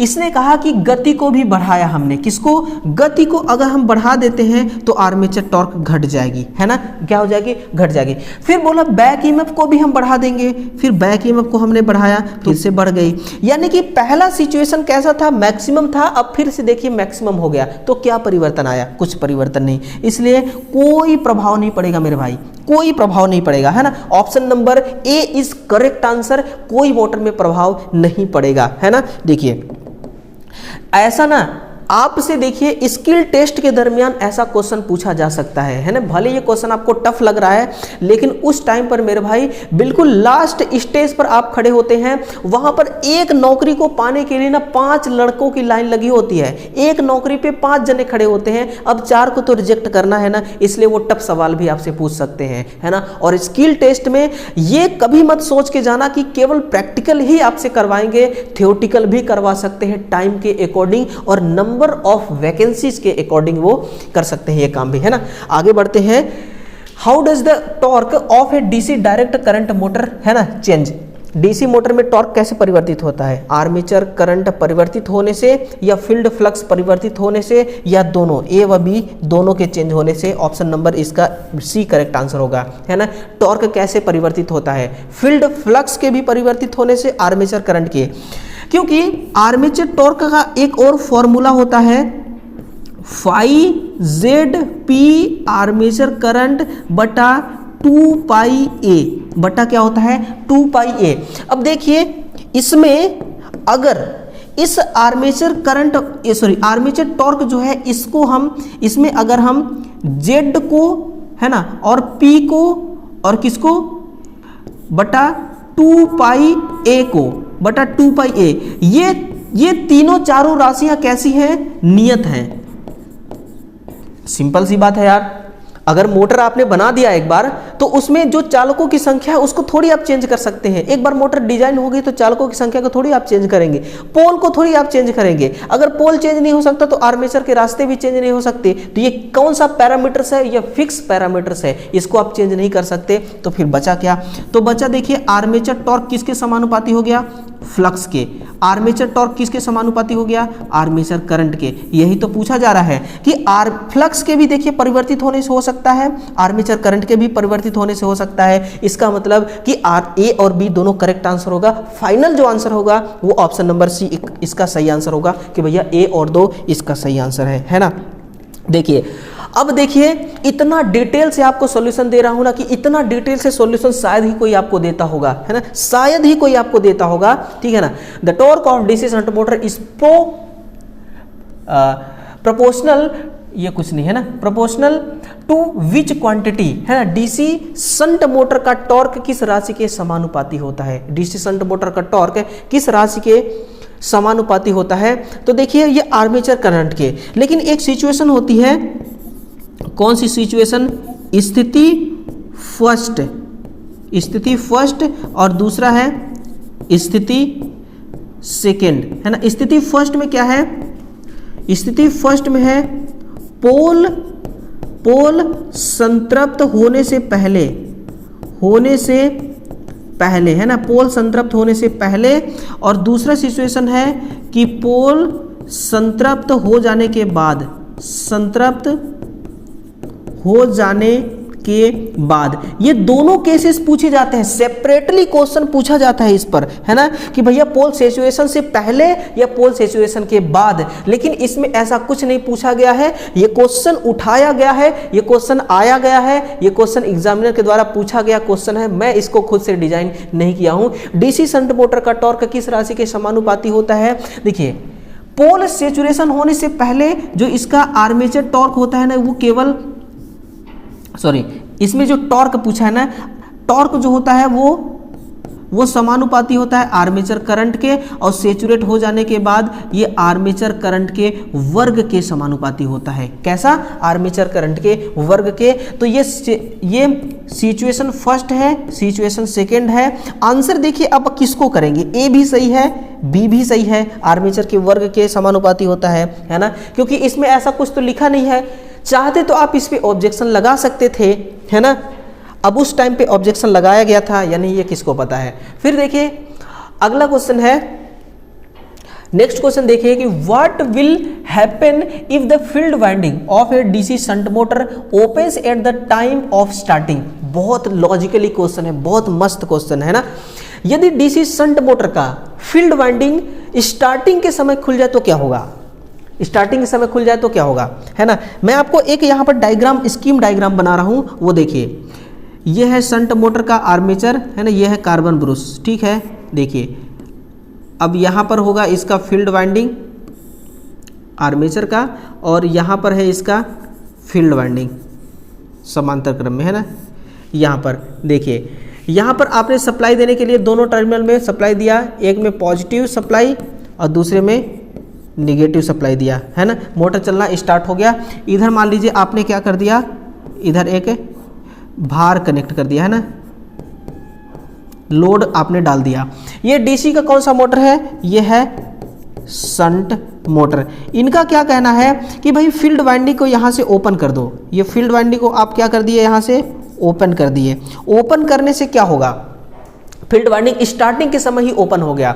अगर स्टार्टिंग के समय ही ओपन हो गया तो देखिए जो धारा है ना, ये इधर जाएगी नहीं, है ना, इस ब्रांच से करंट इधर जाएगी नहीं। टोटल करंट किधर जाएगी, तो टोटल करंट इस वाइंडिंग को मिलेगी, है ना। अगर इधर से आ रही है तो टोटल करंट इस वाइंडिंग को मिलेगी, जिससे इसमें क्या होगा, आर्मेचर करंट अधिक होगी, है ना। आर्मेचर वाइंडिंग है तो आर्मेचर वाइंडिंग में आर्मेचर करंट अधिक होगी, यानी कि सप्लाई करंट के बराबर होगी। अगर आर्मेचर करंट अधिक है तो फिर आर्मेचर का फ्लक्स भी अधिक होगा। आर्मेचर का फ्लक्स अधिक है तो यहाँ पर ईएमएफ जो है ना वो अधिक होगी, और ईएमएफ अधिक है ना, यहाँ से ईएमएफ क्या है, अधिक है। और जब ईएमएफ अधिक होगा तो टॉर्क भी अधिक होगी। क्या होगी, टॉर्क भी अधिक होगी। यानी कि टॉर्क अधिक बोले तो टॉर्क अनंत हो सकती है, क्योंकि मैक्सिमम करंट मिलेगा तो मैक्सिमम टॉर्क जनरेट होगी, है ना। तो मोटर जलेगी नहीं, सबसे पहली कंडीशन, मोटर तो जल नहीं सकती। मोटर अति तप्त हो जाएगी, मोटर चालू नहीं होगी, मोटर प्रभाव नहीं पड़ेगा, मोटर चालू ही नहीं होगी। आंसर क्या हो जाएगा, मोटर चालू ही नहीं होगी। क्यों नहीं चालू होगी, क्योंकि देखिए स्टार्टिंग में ओपन का मतलब क्या है ना, इसके बारे में थोड़ा सुनिए। स्टार्टिंग में ओपन का मतलब है कि बैक ईएमएफ बराबर 0 वोल्ट। क्या है, बैक ईएमएफ बराबर 0 वोल्ट। बैक ईएमएफ किसके समानुपाती होता है, ये भी बात आपको पता होना चाहिए। ये रोटर स्पीड के समानुपाती होता है, यानी कि एन आर का मान अभी क्या है, 0 आरपीएम है ना, जिससे बैक ईएमएफ का भी मान क्या होगा, 0 वोल्ट होगी। बैक ईएमएफ का मान 0 वोल्ट होगी। एनआर का मान 0 आरपीएम का मतलब क्या है, इसका सीधा मतलब है कि मोटर का जो शाफ्ट है, मोटर का जो शाफ्ट है वो कैसी है, रुकी हुई है। कैसी है, रुकी हुई है ना। मोटर का शाफ्ट कैसी है, मोटर का शाफ्ट रुकी हुई है। ये कंडीशन मैंने आपको बता दिया उस टाइम का जब इसकी फील्ड वाइंडिंग रनिंग के टाइम पर ओपन हो, है ना। ये मैंने आपको बता दिया। इसका ये सही आंसर होगा कि मोटर शाफ्ट रुकी हुई है। दोबारा सुनिए कि फील्ड वाइंडिंग स्टार्टिंग के समय खुल जाए, यानी कि स्टार्टिंग के समय खुलने का मतलब क्या है कि बैक ईएमएफ 0 वोल्ट होगा। बैक ईएमएफ 0 वोल्ट क्यों होगा भाई, क्योंकि स्टार्टिंग के समय रोटर की स्पीड 0 होगी, और रोटर की स्पीड 0 का मतलब सिंपल सी बात है, मोटर खड़ी है ना यार। मोटर कैसी है, मोटर खड़ी है, इसलिए मोटर चालू ही नहीं होगी। मोटर खड़ी है और मोटर चालू ही नहीं होगी, यही बात है। मोटर खड़ी है, चालू भी करना चाहेंगे तो नहीं होगी, क्योंकि फील्ड वाइंडिंग कैसी है, ओपन है ना, ये बात होती है। नेक्स्ट है देखिए, if the field of DC shunt motor opens during running and load, then what will the change in the speed of the motor, है ना। जो मैंने आपको बताया था इसका आंसर मैंने पहले ही आपको बता दिया, है ना। पहले वाले क्वेश्चन में बता दिया कि अनंत कैसे होगी, अनंत कैसे होगी, ठीक है ना। विद्युत से चलने वाली ट्रेन, बहुत ही बढ़िया क्वेश्चन है, बहुत ही मस्त क्वेश्चन है। देखिए कि एक इलेक्ट्रिक से चलने वाली ट्रेन है ना, जब किसी पहाड़ी से ढलान पर नीचे की ओर गति करती है तब वह कैसा व्यवहार करती है ना। कैसा व्यवहार करेगी, गर्लफ्रेंड की तरह व्यवहार करेगी, है ना। कैसा करेगी, देखिए सिंपल सा फंडा मैं आपको बता रहा हूं, आपके दिमाग में क्लिक कर जाएगा, आपके दिलो दिमाग में छप जाएगा, बस ध्यान से सुन लेना एक बार, है ना। विद्युत से चलने वाली ट्रेन है, इसमें कौन सा मोटर होगा, डीसी का श्रेणी मोटर। सबसे पहली बात, कौन सी मोटर होगी, डीसी की सीरीज मोटर इसमें लगाई जाती है। डीसी की सीरीज मोटर है ना। डीसी की सीरीज मोटर, आप इसमें इनपुट में कौन सा पावर देंगे, इनपुट में कैसा पावर देंगे, VI, है ना। और आउटपुट में ये क्या देगा आपको, आउटपुट में ये मैकेनिकल पावर शाफ्ट के द्वारा देगा, किस रूप में, BHP के रूप में। लेकिन एक होता है IHP। IHP क्या है, ये इंटरनल पावर है। IP का मतलब इनपुट मत समझ लेना, IHP इंटरनल पावर है और ये एक्सटर्नल पावर है BHP के रूप में जो शाफ्ट से मिलती है ना। हमने क्या किया कि डीसी सीरीज मोटर लगाकर ट्रेन को भगा दिया, ट्रेन चल गया। ट्रेन जब मान लीजिए कि लेवल पर चल रही थी या फिर चढ़ान पे चल रही थी, उस समय जो मोटर आपका बीएचपी आउटपुट मैकेनिकल एनर्जी दे रहा था इस ट्रेन को, उस मैकेनिकल एनर्जी से ट्रेन चल रही थी। लेकिन वही ट्रेन जब ढलान पे चली तो उसको मैकेनिकल एनर्जी की कोई आवश्यकता नहीं है अब, क्योंकि ढलान पे है वो अपने आप लुढ़कते हुए चल जाएगी, स्पीड तो वैसे ही रहती है। तो उस समय उसको मोटर से किसी भी प्रकार का कोई मैकेनिकल पावर नहीं चाहिए। लेकिन मेरे भाई इस डीसी मोटर को तो अभी भी इनपुट में पावर मिल रही है, तो ये क्या करेगी, आईएचपी जनरेट करेगी। आईएचपी क्या है, बैक ईएमएफ है ना, मोटर है ना, तो बैक ईएमएफ अभी भी जनरेट हो रही है, लेकिन बैक ईएमएफ अभी भी जनरेट हो रही है, ठीक है ना। तो ये जो बैक ईएमएफ है, ये बैक ईएमएफ क्या होगा, जनरेट होती जा रही है। ये बैक ईएमएफ जो है ना, ये जो बैक ईएमएफ है ये सप्लाई वोल्टेज से अधिक हो जाएगी। ये क्या होगी, सप्लाई वोल्टेज से अधिक हो जाएगी। तो इसी को अगर हम जनरेटर में इसी केस को देखें तो बैक ईएमएफ जो होता है अधिक होता है जनरेटर में टर्मिनल वोल्टेज से, है ना, टर्मिनल वोल्टेज से। तो ये जनरेटर के केस में होता है। ये किस केस में होता है, जनरेटर के केस में, और ये होता है आपका मोटर के केस में। सॉरी, मोटर के केस में भी नहीं होता, लेकिन जब ढलान पर चढ़ने लगे, ढलान पर जब आपकी ट्रेन चलने लगेगी तब ये केस आता है कि बैक ईएमएफ अधिक हो जाती है टर्मिनल वोल्टेज से, सॉरी सप्लाई वोल्टेज से, है ना। और बैक ईएमएफ क्या है, एक वोल्टेज है, एक पावर है जो आउटपुट में हम लेते हैं, और डीसी जनरेटर से आउटपुट में हम क्या लेते हैं, डीसी पावर। यही डीसी पावर हम आउटपुट में ले लेते हैं। इसका मतलब ये डीसी सीरीज जनरेटर की तरह काम करने लगेगी, है ना, सिंपल सी बात है। अगर दोबारा सुनना चाहे तो आप सुनिए कि डीसी मोटर जो है ये मैकेनिकल पावर आउटपुट में प्रदान करती है और ट्रेन को चलाती है। अगर वही ट्रेन ढलान में चलने लगी तो उसको किसी भी प्रकार के मैकेनिकल पावर की आवश्यकता नहीं पड़ेगी, है ना। लेकिन फिर भी ये मैकेनिकल पावर जो है ये मोटर बना रही है, और ये साथ में डीसी मोटर को पावर सप्लाई उस समय भी मिल रही है जब आपकी ट्रेन को, मतलब जब आपकी ट्रेन ढलान पे चल रही है, उस समय उसको ब्रेक हाउस पावर की जरूरत नहीं है, उस समय भी ये बैक ईएमएफ जनरेट कर रही है। वो बैक ईएमएफ इकट्ठा होता जाएगा। उस बैक ईएमएफ को हम क्या कहते हैं, हम पावर के रूप में देखते हैं, उसको हम स्टोर कर सकते हैं, जैसे कि डीसी जनरेटर से पावर को हम स्टोर कर सकते हैं। इसलिए ये डीसी श्रेणी जनरेटर की भांति ये काम करने लगती है। कैसे काम करती है, डीसी श्रेणी जनरेटर की तरह ये काम करने लगती है ना। चलिए नेक्स्ट है कि why is the field winding of DC series motor made of thick wire, है ना, मेड ऑफ थिक वायर। देखिए डीसी सीरीज मोटर के बारे में कही गई है, तो यह है डीसी सीरीज मोटर का आर्मेचर, यह है इसका कान के जैसा कार्बन ब्रूस, है ना, ये कान के जैसा क्या है, कार्बन ब्रूस है, और यहाँ पर इसकी वाइंडिंग हम लपेटते हैं ना। ये देखिए इसकी वाइंडिंग मोटे तार से होती है। कैसे होती है, मोटे तार से। अब देखिए यहाँ पर हमने क्या दे दिया, हमने यहाँ पर पॉजिटिव और यहाँ पर निगेटिव से इसको कनेक्ट कर दिया। इस वाइंडिंग के बारे में बात कही गई है। इसमें तार कैसी होती है, तो तार आपको दिखाई दे रही है मोटी होती है। कैसी, मोटी, और इसमें टन्स, है ना, यानी कि घुमाव कैसा होगा, घुमाव कम होगा। तो यही तो पूछ रहा है, मैंने आपको सवाल ही अभी तक बताया है कि मोटी क्यों होती है। मोटी इसलिए होती है कि इसमें जो लोड करंट है ना, इसमें जो लोड करंट, इसमें जो लोड धारा है ना, लोड धारा अधिकतम वहन कर सके, अधिकतम वहन कर सके, है ना, लोड धारा अधिकतम वहन कर सके। इसीलिए हमने क्या किया कि देखिए वैसे भी अगर तार इसमें मोटा है तो इसमें प्रतिरोध कैसा होगा, इसमें प्रतिरोध का मान कैसा होगा, प्रतिरोध का मान इसमें कम होगा। प्रतिरोध कम है तो इस तार की चालकता कैसी होगी, तो वो चालकता तो अधिक हो जाएगी ना। चालकता कैसी हो जाएगी, चालकता अधिक हो जाएगी। और चालकता अधिक ही तो हम चाहते हैं, हम यही तो चाहते हैं कि इसकी चालकता क्या हो, अधिक हो। तो टॉर्क का मान घटाने हेतु नहीं, अधिकतम लोड धारा वहन करने हेतु, अधिकतम लोड धारा वहन करने हेतु, क्योंकि लोड करंट इसी से तो चलेगी। ये जो वाइंडिंग है इसी से लोड करंट चलेगी, है ना। लोड करंट किससे चलेगी, इसी से लोड करंट चलेगी, ठीक है ना, ये बात है। चलिए नेक्स्ट है क्वेश्चन नंबर अगला पेश करते हैं कि डीसी शंट मोटर की फील्ड वाइंडिंग पतली वायर से क्यों बनाई जाती है ना। Why is the field coils of DC shunt machine made of narrow wire. क्यों नैरो वायर से बनाई जाती है, मैं आपको याद दिला दूं। ये इसका डीसी शंट मोटर है, ये आर्मेचर कार्बन ब्रूस है, और यहाँ पर है देखिए आपका आर्मेचर वाइंडिंग, ठीक है ना, और ये रही आपकी शंट फील्ड वाइंडिंग।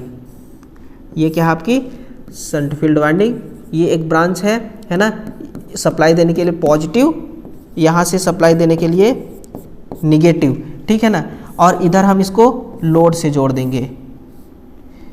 ये क्या है आपका लोड है ना, भार से कनेक्ट कर देंगे। क्या बोल रहा है, ये जो फील्ड वाइंडिंग है ना मेरे भाई, ये पतली तार के क्यों बनाई जाती है, यही पूछ रही है। ये पतली तार के क्यों बनाई जाती है? पतली तार की इसलिए बनाई जाती है ताकि स्ट्रॉन्ग मैग्नेटिक फ्लक्स जनरेट कर सके। हम क्या कर सके, स्ट्रॉन्ग मैग्नेटिक फ्लक्स जनरेट कर सके, है ना। और ध्यान रखना कि डीसी शंट मोटर जो है, डीसी शंट मोटर को हम एसी सप्लाई से भी चला सकते हैं। ध्यान से सुनिए, डीसी जो शंट मोटर है, डीसी का जो शंट मोटर है, इस मोटर को हम एसी सप्लाई से भी चला सकते हैं, है ना, एसी सप्लाई से भी, और इसको हम डीसी सप्लाई से भी चला सकते हैं। आप कहेंगे क्या बात कर रहे हैं सर आप, है ना, ऐसा कैसे हो सकता है? डीसी के लिए डिजाइन किया गया है, तो फिर हम एसी से कैसे चलाएंगे? बिल्कुल आप एसी से नहीं चला सकते हैं, लेकिन कुछ मॉडिफिकेशन करके, है ना, इसको मॉडिफाई करके, इसके कंस्ट्रक्शन में थोड़ा बहुत मॉडिफाई करके आप इसको पॉसिबिलिटी इसका दे सकते हैं कि भाई पॉसिबल है, ऐसा पॉसिबल है कि इसके मॉडिफाई करके, इसके बॉडी को नहीं, इसके कंस्ट्रक्शन को मॉडिफाई करके, कंस्ट्रक्शन का मतलब इसके अंदर के इंटरनल पार्ट को मॉडिफाई करके आप ये काम जो है वो कर सकते हैं, है ना। आगे बढ़ते हैं, देखिए 20 नंबर का क्वेश्चन क्या कह रहा है आपसे, क्वेश्चन नंबर 20 है ना, ये भी क्वेश्चन है, बहुत मस्त क्वेश्चन है। देखिए, to change the direction of rotation of a DC shunt motor, what will happen if the direction of the armature current is changed but the direction of the interpole current is not changes, है ना। बहुत मस्त है, बहुत ही बढ़िया है question, क्या है, बहुत ही बढ़िया क्वेश्चन है ना। डीसी शंट मोटर की घूर्णन दिशा के बारे में बात करी जा रही है। घूर्णन दिशा परिवर्तित करने हेतु आर्मेचर धारा की दिशा परिवर्तित की गई, लेकिन इंटरपोल धारा की दिशा परिवर्तित नहीं की गई, तो क्या होगा? सबसे पहली बात, अगर आपने आर्मेचर धारा की दिशा चेंज कर दिया, है ना, तो क्या होगा? तो होगा मोटर की घूर्णन दिशा चेंज हो जाएगी, है ना। मोटर की जो घूर्णन दिशा है वो क्या हो जाएगी? वो परिवर्तित हो जाएगी। बट है ना, पंच लाइन यहां पर लिखेगा, बट आपने क्या किया कि इंटरपोल, है ना, जो इंटरपोल धारा की दिशा है इसको आपने चेंज किया ही नहीं, जिससे भैया स्पार्किंग बहुत खतरनाक होगी। जिससे क्या होगी? स्पार्किंग अधिक होने लगेगी, और स्पार्किंग अगर अधिक हुई ना मेरे भाई, तो एक और लाइन लिखना, इस मोटर की दक्षता ना बहुत कम हो जाएगी। इसकी दक्षता क्या हो जाएगी? बहुत कम हो जाएगी। और स्पार्किंग अगर अधिक हो रही है तो फिर दो कम्यूटेटर के बीच में शॉर्ट सर्किट भी हो जाएगी, और शॉर्ट सर्किट होने से क्या होगा मैं आपको बता रहा हूं। देखिए, ये क्या है? कम्यूटेटर है ना, इसका अलग अलग ये सेगमेंट है, ठीक है जी। यहां तक की बातें समझ में आ गई। ये आर्मेचर वाइंडिंग है, ये कौन सी वाइंडिंग है? ये आर्मेचर की वाइंडिंग है, जो कि कनेक्ट है किसके साथ में? जो कि कनेक्ट है कम्यूटेटर के सेगमेंट में, है ना। जब ये आपस में शॉर्ट हो जाएगी, जब ये आपस में ये क्या हो जाएगी? शॉर्ट हो जाएगी, तो ये कॉइल भी क्या हो जाएंगे मेरे भाई? शॉर्ट। कौन सी कॉइल है ये आर्मेचर वाइंडिंग है। कौन सी वाइंडिंग है? ये आर्मेचर वाइंडिंग है, ये भी शॉर्ट हो जाएगी। और जब आर्मेचर वाइंडिंग शॉर्ट हो गई तो सिंपल सी बात है भैया, मोटर जल जाएगी, है ना। कौन रोक सकता है मोटर को जलने से? कोई नहीं रोक सकता, मोटर तो जलना ही जलना है ना, ये बात है। तो इसका आंसर देखिए, क्वेश्चन नंबर 20 का क्या हो गया? ऑप्शन नंबर ए, मोटर जल जाएगी, है ना। चलिए देखिए, आपके सामने एक और छोटा सा क्वेश्चन है कि what is the direction of the armature current and the direction of the current, है ना, following in the winding in a DC motor. यानी कि डीसी मोटर में आर्मेचर धारा की दिशा और इंटरपोल में प्रवाहित धारा की दिशा कैसी होती है ना। तो देखिए जो आर्मेचर करंट की दिशा है ना, ध्यान से सुनिए, जो आर्मेचर धारा की दिशा है और इंटरपोल धारा की दिशा है ना, ये दोनों एक दूसरे के कैसे होते हैं, तो बिल्कुल अपोजिट होते हैं। एक दूसरे के ये कैसे होते हैं, अपोजिट होते हैं। अगर माना जाए कि आर्मेचर धारा की दिशा ऐसी है, क्लॉकवाइज है ना, तो इसकी दिशा कैसी होगी, एंटी क्लॉकवाइज होगी। कैसी होगी, एंटी क्लॉकवाइज होगी, है ना। ये क्या है, धारा की दिशा।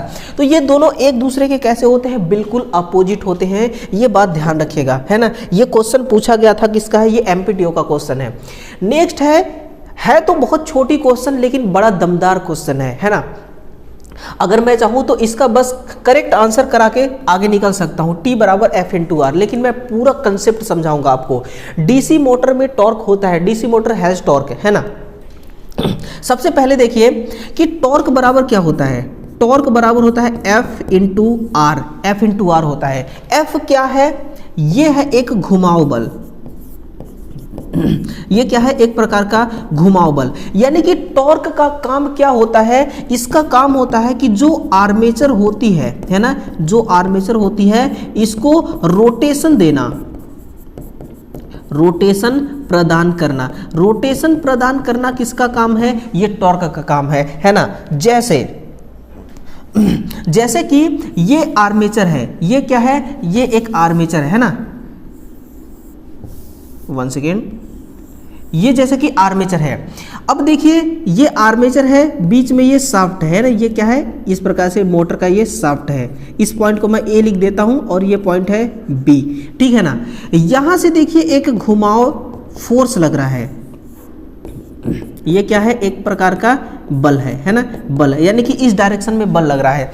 F क्या है, एक घुमाव बल है ना। F क्या है, एक घुमाव बल है, ये घुमाव बल का डायरेक्शन है। और R क्या है, घुमाव बल और जो शाफ्ट के बीच की दूरी है, ये क्या है, पॉइंट ए। शाफ्ट यहां से है, मतलब कि शाफ्ट पॉइंट ए पर है, यहां से लेकर के यहां तक की जो बीच की दूरी है वो क्या है, R है। इन्हीं दोनों का गुणज क्या है, इन्हीं दोनों का मल्टीप्लिकेशन को हम क्या कहते हैं, टॉर्क कहते हैं, है ना। और जब मेरे भाई यही आर्मेचर है ना, ये कौन सा पार्ट है डीसी मोटर का, ये आर्मेचर वाला पार्ट है ना। डीसी मोटर का ये जो आर्मेचर वाला पार्ट है, जब ये 360 डिग्री घूम जाएगी, कितना, 360 डिग्री जब ये घूमेगी, तो इसको हम क्या मानेंगे, एक चक्र, है ना, एक चक्र। या तो हम आरपीएम में मानेंगे या फिर हम आरपीएस में मानेंगे। अगर हम आरपीएस में मानते हैं तो फिर इसके लिए फॉर्मूला क्या होगा वो सुनिए। अगर हम आरपीएस में मानते हैं तो इसके लिए फॉर्मूला क्या होता है, फॉर्मूला सिंपल सा आपके सामने है। देखिए एक चक्र में किया गया कार्य, है ना, नोट करिएगा, एक चक्र में किया गया कार्य, है ना, एक चक्र में किया गया कार्य बटा एक चक्र पूर्ण करने में समय, एक चक्र को पूर्ण करने में लगा समय, है ना। एक चक्र को पूर्ण करने में कुछ ना कुछ तो समय लगेगा, 360 डिग्री को जब ये कंप्लीट करेगी तो वही कहलाती है आपकी आरपीएस, है ना। अब इसके लिए फॉर्मूला होता है, देखिए 2πr इंटू एफ बटा 60 बटा n। ये किसके लिए है, ये फॉर्मूला आरपीएस के लिए है। किसके लिए है, आरपीएस के लिए। अब फॉर्मूला लिखिए आरपीएम के लिए, किसके लिए, आरपीएम के लिए। अब देखना ये जो T बराबर F इंटू आर आई है, ये कहां से आया है, आरपीएम बराबर क्या होगा, 2πn इंटू टी बटा 60, है ना। ये जो T है ना, ये जो T है, यही T बराबर आता है F इंटू आर, यही T बराबर क्या आती है, F इंटू आर, है ना। तो यहीं से आया है आपका डीसी मोटर का टॉर्क, है ना। पूरी कहानी देखिए आपके सामने मैंने रख दिया, है ना। ठीक है ना। तो इसका आंसर क्या हो जाएगा, इसका आंसर ऑप्शन नंबर ए। तो इतना लंबा चौड़ा सॉल्यूशन देने के लिए एक लाइक तो जरूर बनता है यार, है ना। ठंडी का मौसम है ना, बिल्कुल आप तो रजाई के अंदर घुस करके देख रहे होंगे क्लास, है ना, अगर रात के समय देख रहे हैं इस क्लास को तो। लेकिन मैं तो रात को शूट कर रहा हूँ ना, वो भी एक शर्ट पहन करके, मुझे तो ठंड चारों तरफ से लग रही है ना। तो इसके लिए एक लाइक जरूर करना मेरे भाई, है ना। और मेहनत कंटिन्यू जारी रखना, मेहनत में कभी काम चोरी मत करना। देखो यार क्या है ना कि जब इंसान मेहनत करता है ना, तो कोई भी काम को जब करता है ना, तो वो काम बड़ा टफ लगता है, बहुत टफ लगता है। लेकिन जब आप उसको कंटिन्यू करते जाते हैं, कंटिन्यू करते जाते हैं, तो वो जो आपके अंदर उस काम करने का जो एक जज्बा है ना, आपके अंदर जो काम करना एक हौसला है ना, उस हौसला के सामने वो टफ काम भी इतना छोटा नजर आने लगता है, इतना छोटी नजर आने लगती है। ऐसा लगता है कि बस इसकी औकात ही क्या है हमारे स्ट्रगल के आगे। तो स्ट्रगल एक ऐसी चीज है, इसके एग्जाम्पल दुनिया में हजारों लाखों एग्जाम्पल हैं, है ना, कि स्ट्रगल से तो लोग अपना करियर, अपना भविष्य, अपना जीवन सब कुछ बदल देते हैं, ठीक है ना। बस वही करने के लिए आपको मैं ये मैराथन क्लास दे रहा हूं, ठीक है ना। तो इस मैराथन क्लास को ना आप बिल्कुल दोस्तों फालतू में मत जाने देना, ठीक है। अगला है कि off a DC shunt motor has at zero load at the time when which motor does in work like. DC shunt motor को यदि पूरा समय शून्य भार पर चला जाए तो यह किसकी तरह व्यवहार करेगी, तो ये डीसी के श्रेणी मोटर की तरह व्यवहार करने लगती है। बस इतनी सी बात आप याद कर लो, बाकी आपको उलझनों में उलझने की जरूरत वो है नहीं है ना। चलिए अगला है यूपीपीसीएल का सवाल है कि what is the cheapest method of determine the losses at no load in a large DC motor, है ना। बड़ी डीसी मोटर है, कैसी मोटर है, बड़ी डीसी मोटर है, और नो लोड पर आपको हानि ज्ञात करना है। सबसे चीपेस्ट मेथड कौन सा है नो लोड पर हानि ज्ञात करने की, तो वो है आपका देखिए स्विनबर्न, है ना, यहां छुपी हुई है, यह आपकी स्विनबर्न विधि। कैसे स्विनबर्न विधि को हमने सबसे सस्ता विधि कहा, क्योंकि इसमें देखिए स्विनबर्न विधि में मशीन सिंगल होती है, हम इसको नो लोड पर चलाते हैं ना। मैं यहां पर लिख रहा हूं, देखिए स्विनबर्न, अरे उल्टा हो गया क्या, स्विनबर्न विधि। ये जो स्विनबर्न विधि है किस किस मोटर में संभव है, तो सबसे पहले डीसी का कंपाउंड मोटर, डीसी का कंपाउंड मोटर और डीसी का शंट मोटर, दोनों मोटर में ये संभव है ना। और ये एक बात और याद रखना, ये नो लोड पर, किस पर, नो लोड पर इसको ऑपरेट किया जाता है। कैसे ऑपरेट करते हैं, नो लोड पर इसको हम ऑपरेट करते हैं, है ना। स्विनबर्न परीक्षण है, देखिए स्विनबर्न परीक्षण, देखिए इस परीक्षण में हम क्या करते हैं कि एक बार इसको डीसी जनरेटर की, मतलब कि डीसी जनरेटर को नो लोड पर चलाते हैं और देखते हैं कि नो लोड की कंडीशन में हानि कितनी होती है। फिर वही सेम मेथड हम डीसी मोटर के साथ करते हैं और फिर कंपेयर करते हैं कि नो लोड में अगर हम डीसी मोटर को चलाते हैं तो कितना लॉस होता है और डीसी जनरेटर को चलाते हैं तो कितना लॉस होता है। और एक बात यहां से एक बड़ा ट्रेंडिंग सा सवाल पूछता है कि स्विनबर्न विधि कैसी परीक्षण विधि है, तो ये काल्पनिक है। कैसा है ये, काल्पनिक, है ना, ये काल्पनिक परीक्षण विधि है, काल्पनिक परीक्षण विधि है। यानी कि हम देखिए ये आर्टिफिशियल टेस्टिंग मेथड है, हम एक कल्पना कर सकते हैं नो लोड में कितना लॉस हो रहा है, हम सिर्फ कल्पना करते हैं स्विनबर्न विधि द्वारा, इसलिए इसको काल्पनिक परीक्षण विधि भी कहते हैं, है ना। और एक प्रकार का ये अप्रत्यक्ष विधि है, कौन सी, अप्रत्यक्ष परीक्षण विधि, है ना, ये भी रखिए अप्रत्यक्ष परीक्षण विधि। यानी कि ऐसा कोई सा भी क्वेश्चन अभी तक में नहीं गया होगा जिस एक क्वेश्चन में मैं 5 प्रश्नों का आंसर नहीं दिया होगा, है ना। न जाने कितने काल्पनिक परीक्षण विधि इसका अलग क्वेश्चन बन चुका है, इनडायरेक्ट परीक्षण विधि इसका अलग क्वेश्चन है, डीसी शंट डीसी इसका अलग है, नो लोड वाला आपके सामने ही क्वेश्चन खड़ी है। यानी कि 5 से 6 क्वेश्चन एक ही क्वेश्चन मैंने लपेट दिया। इसलिए कह रहा हूं कि ये मैराथन क्लास नहीं, सॉरी ये मैराथन क्लास है और इस मैराथन क्लास में डीसी मोटर का सुपड़ा होने वाला है साफ, ठीक है ना। तो ये सारी बातें नोट करिएगा, ये सारी बातें नोट कीजिएगा।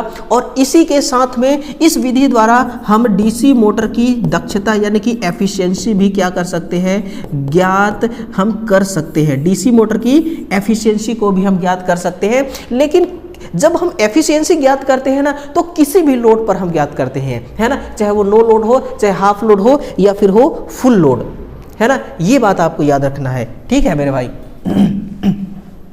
तो आंसर स्विनबर्न विधि हो चुका है, ठीक है ना, स्विनबर्न विधि इसका आंसर हो चुका है। और अगला क्वेश्चन है कि which method is use to find the efficiency of DC motor, है ना। डीसी मोटर की एफिशिएंसी फाइंड करना है कि किस डीसी मोटर की दक्षता ज्ञात करने के लिए किस विधि का आप इस्तेमाल करते हैं। हॉपकिंसन, रिटार्डेशन, ब्रेक टेस्ट विधि, उपरोक्त सभी, है ना, उपरोक्त सभी, बिल्कुल उपरोक्त सभी, उपरोक्त सभी, है ना। अब देखना, इस क्लास को ना ऐसे भी विद्यार्थी देख रहे होंगे जो यूपीपीसीएल के एग्जाम में बैठे रहे होंगे, लेकिन वहां पर उनका सिलेक्शन नहीं हो पाया। कोई बात नहीं, आप देखना, ऐसा नहीं होता कभी कि आप किसी भी एक एग्जाम में बैठे और आपका सिलेक्शन हो जाए, है ना। इतना भी आसान नहीं है आज के टाइम पर देखा जाए तो। कंपटीशन देखिए, कंपटीशन उनके लिए है यार जो मेहनत नहीं करते, जो बस बिस्तर में सो करके ना सपने देखते हैं, है ना। काश एक अच्छा सा घर होता, अच्छी सी गर्लफ्रेंड होती, शादी करके मौज मस्ती से काटते, कुछ पैसे होते और बस घूमते फिरते। ये कोई लाइफ होती है? ये कोई लाइफ नहीं है। ऐसा लाइफ कोई लाइफ नहीं है। अगर आप मेहनत करके 1 रुपए भी मेरे भाई अगर कमाएंगे ना, तो उस 1 रुपए की वैल्यू आप समझ पाएंगे, है ना। पहले हम किया करते थे कि जब छोटे थे, स्कूलों में जाते थे, कहीं भी चलते थे, अगर राह चलते हमें 1 रुपए भी गिरा हुआ पैसा मिल जाता था ना, तो हम उसको क्या करते थे, तुरंत खर्च कर देते थे, क्योंकि हमें उसकी वैल्यू पता नहीं थी, है ना। हाँ, क्योंकि हमें वो फ्री में मिला है। आज के टाइम पे जब 1 रुपए 10 रुपए कमाते हैं ना, तो उसको खर्च करने के लिए सोचते हैं कि ये पैसा मैं खर्च कर रहा हूँ, सही जगह पे कर रहा हूँ या फिर नहीं कर रहा हूँ, है ना। तो ये फर्क होता है, ठीक है ना। इसलिए मेहनत दबा के करना, मेहनत में कोई कमी नहीं आनी चाहिए, है ना। क्वेश्चन का आंसर हो चुका है उपरोक्त सभी।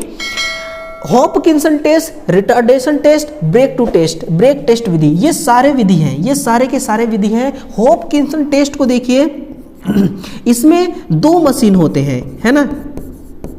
इसमें कितने मशीन होते हैं? 2। एक होता है डीसी का जनरेटर और दूसरी होती है डीसी की मोटर, है ना। 2 मोटर, 2 मतलब कि इसमें मशीन इस्तेमाल किया जाता है। और इसको हम हीट रन टेस्ट भी कहते हैं, याद रखना। इसका दूसरा नाम क्या है? Heat run test, heat run test विधि इसका दूसरा नाम है। कई बार क्वेश्चन पूछा जा चुका है कि हीट रन टेस्ट जो विधि है ये किस विधि का अन्य नाम है, तो वो हॉपकिंसन टेस्ट है। और इसमें 2 मोटर का इस्तेमाल किया जाता है, 2 मशीनों का इस्तेमाल किया जाता है। फिर है the linear curve of DC shunt motor is A draw between, है ना। बात किस पर है? बात किस पर टिकी है मेरे भाई? बात टिकी है लीनियर कर्व पर। लीनियर कर्व मैं आपको याद दिला रहा हूं, जब आप थ्योरी आईटी में आपने पढ़ा होगा ना, वहां पर देखा होगा कि डीसी शंट मोटर के 2 ग्राफ खींचे जाते हैं, 2 ग्राफ ऐसे, है ना। पहला ग्राफ किसके लिए है? लीनियर के लिए है। किसके लिए है? लीनियर के लिए। और दूसरा है नॉन लीनियर, यानी कि परवलय, परवलय आकार का इसमें ग्राफ आता है। पहला ग्राफ है ये लीनियर हुआ। ये किसके बीच आया है? ये आर्मेचर करंट, जिसको हम लोड करंट भी कहते हैं, और टॉर्क। और परवलय यानी कि नॉन लीनियर कैसा आएगा? तो नॉन लीनियर आपका ऐसा आता है ना। यहाँ पर आर्मेचर करंट ही होती है, जिसको लोड करंट कहते हैं, लेकिन ये स्पीड के बीच में ये ग्राफ खींची जाती है। तो लीनियर किसके बीच में है? आर्मेचर करंट और टॉर्क, है ना। आर्मेचर करंट और torque, option number B is correct answer, ठीक है ना। तो इस प्रकार से हुआ इस क्वेश्चनों का पोस्टमार्टम, ठीक है ना। हर क्वेश्चन इतना डिटेल से दे रहा हूं कि आपको कंफ्यूजन कहीं पर होगा ही नहीं, है ना, कहीं पर होगा नहीं। कोई दिक्कत होता है तो कमेंट बॉक्स आपके साथ खड़ी है। What is the nature of the EMF generated in the armature of DC motor? DC motor के आर्मेचर में उत्पन्न ईएमएफ की प्रकृति कैसी होती है? देखिए, उत्पन्न ईएमएफ की प्रकृति का मतलब किससे है ना। देखिए, फैराडे ने कितने नियम दिए थे? फैराडे ने 2 नियम दिया था, है ना। एक दिया था इलेक्ट्रोकेमिकल के लिए, है ना, इलेक्ट्रोकेमिकल के लिए, और दूसरा दिया था इलेक्ट्रोमैग्नेटिक के लिए, है ना, इलेक्ट्रोमैग्नेटिज्म के लिए, इलेक्ट्रोमैग्नेटिज्म के लिए। तो ये तो देखिए सिर्फ और सिर्फ कहाँ काम करती है, डीसी में काम करती है, यानी कि डीसी बोले तो बैटरी में, है ना, और मोटर तो बैटरी है नहीं, मशीन तो बैटरी थोड़ी है।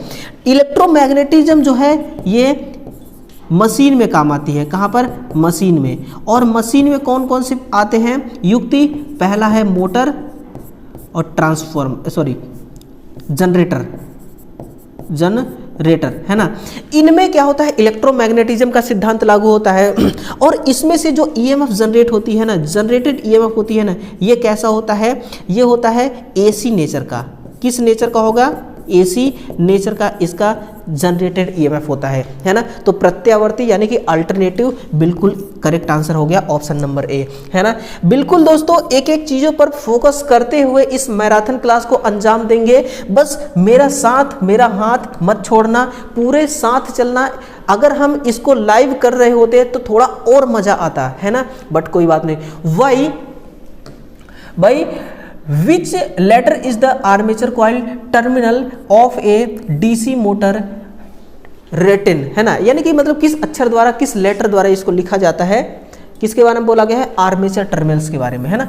आर्मेचर टर्मिनल्स के लिए ये है, देखिए ये है आपका आर्मेचर टर्मिनल, है ना, आर्मेचर टर्मिनल।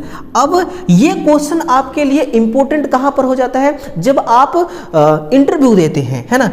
और B1 B2 किसके लिए है, ये है आपका इंटरपोल के लिए, किसके लिए, इंटरपोल टर्मिनल का ये नाम है। C1 C2 है, देखिए कंपनसेटिंग वाइंडिंग के लिए, कंपनसेटिंग वाइंडिंग जो टर्मिनल होगा उसके लिए। D1 D2 हो गया, ये है आपका सीरीज फील्ड वाइंडिंग, है ना, सीरीज फील्ड वाइंडिंग टर्मिनल। कौन सा टर्मिनल, सीरीज फील्ड वाइंडिंग का टर्मिनल, है ना। तो ये हो गया आंसर। क्या है, आर्मेचर टर्मिनल के बारे में पूछा है, तो आर्मेचर टर्मिनल का कौन सा है, A1 और A2। आपने देखा होगा कि कोई सा भी वाइंडिंग है ना, जैसे कि ये एक वाइंडिंग है, अब इसमें देखिए 2 पॉइंट आए ना, तो इन्हीं का नाम है, इन्हीं के नाम के बारे में पूछा गया है। जब आप फील्ड में उतरेंगे, वहां पर मेंटेनेंस का जब आप काम करेंगे ना, तो ये चीजें देखिए आपका सीनियर आपसे पूछ सकता है ना, ये बात होती है। What is the number of commutator segment in DC machines, DC मशीनों में लगे कम्यूटेटर सेगमेंट की संख्या कितनी होती है, तो आर्मेचर कुंडलियों की संख्या के 4 गुना या आर्मेचर कुंडलियों की संख्या के बराबर, यही होगा आपका सही आंसर। क्यों होगा और कैसे होगा वो आपको मैं बता रहा हूं। देखिए ये है कम्यूटेटर का सेगमेंट, ये कम्यूटेटर सेगमेंट है ना, ये क्या है, कम्यूटेटर का सेगमेंट। अब आर्मेचर वाइंडिंग से इस प्रकार से आर्मेचर की कॉइल आ रही है ना, हर कॉइल आर्मेचर की कॉइल आ रही है। अब आप देखिए यानी कि आर्मेचर के एक कॉइल में कितने टर्मिनल होंगे, 2 टर्मिनल होंगे। कितने होंगे, 2 टर्मिनल होंगे। और किस प्रकार से ये आपस में कनेक्टेड है, देखिए, है ना, इस प्रकार से कनेक्टेड है, यानी कि जितने आर्मेचर के कॉइल हैं उतने कम्यूटेटर के सेगमेंट होंगे, है ना। इसलिए आर्मेचर कुंडलियों की संख्या के बराबर कम्यूटेटर सेगमेंट की संख्या होगी, है ना, ये बात होती है। और कम्यूटेटर सेगमेंट से हम कभी आउटपुट नहीं लेते हैं, ये भी याद रखिएगा, हम कभी भी आउटपुट नहीं लेते कम्यूटेटर सेगमेंट से। आउटपुट हमेशा किससे लिया जाता है, ब्रुश से लिया जाता है ना। ये चीजें तो आपको पता होंगी यार, ये तो बहुत छोटी छोटी चीजें मैं आपको बता रहा हूं, है ना। चलना आगे बढ़िए। Which letter presents the terminals of separately excited coil in DC motor, DC motor में जो पृथक उत्तेजित कॉइल के टर्मिनल है, इसको किसके द्वारा जाना जाता है, F1 और F2। किसके द्वारा, F1 और F2।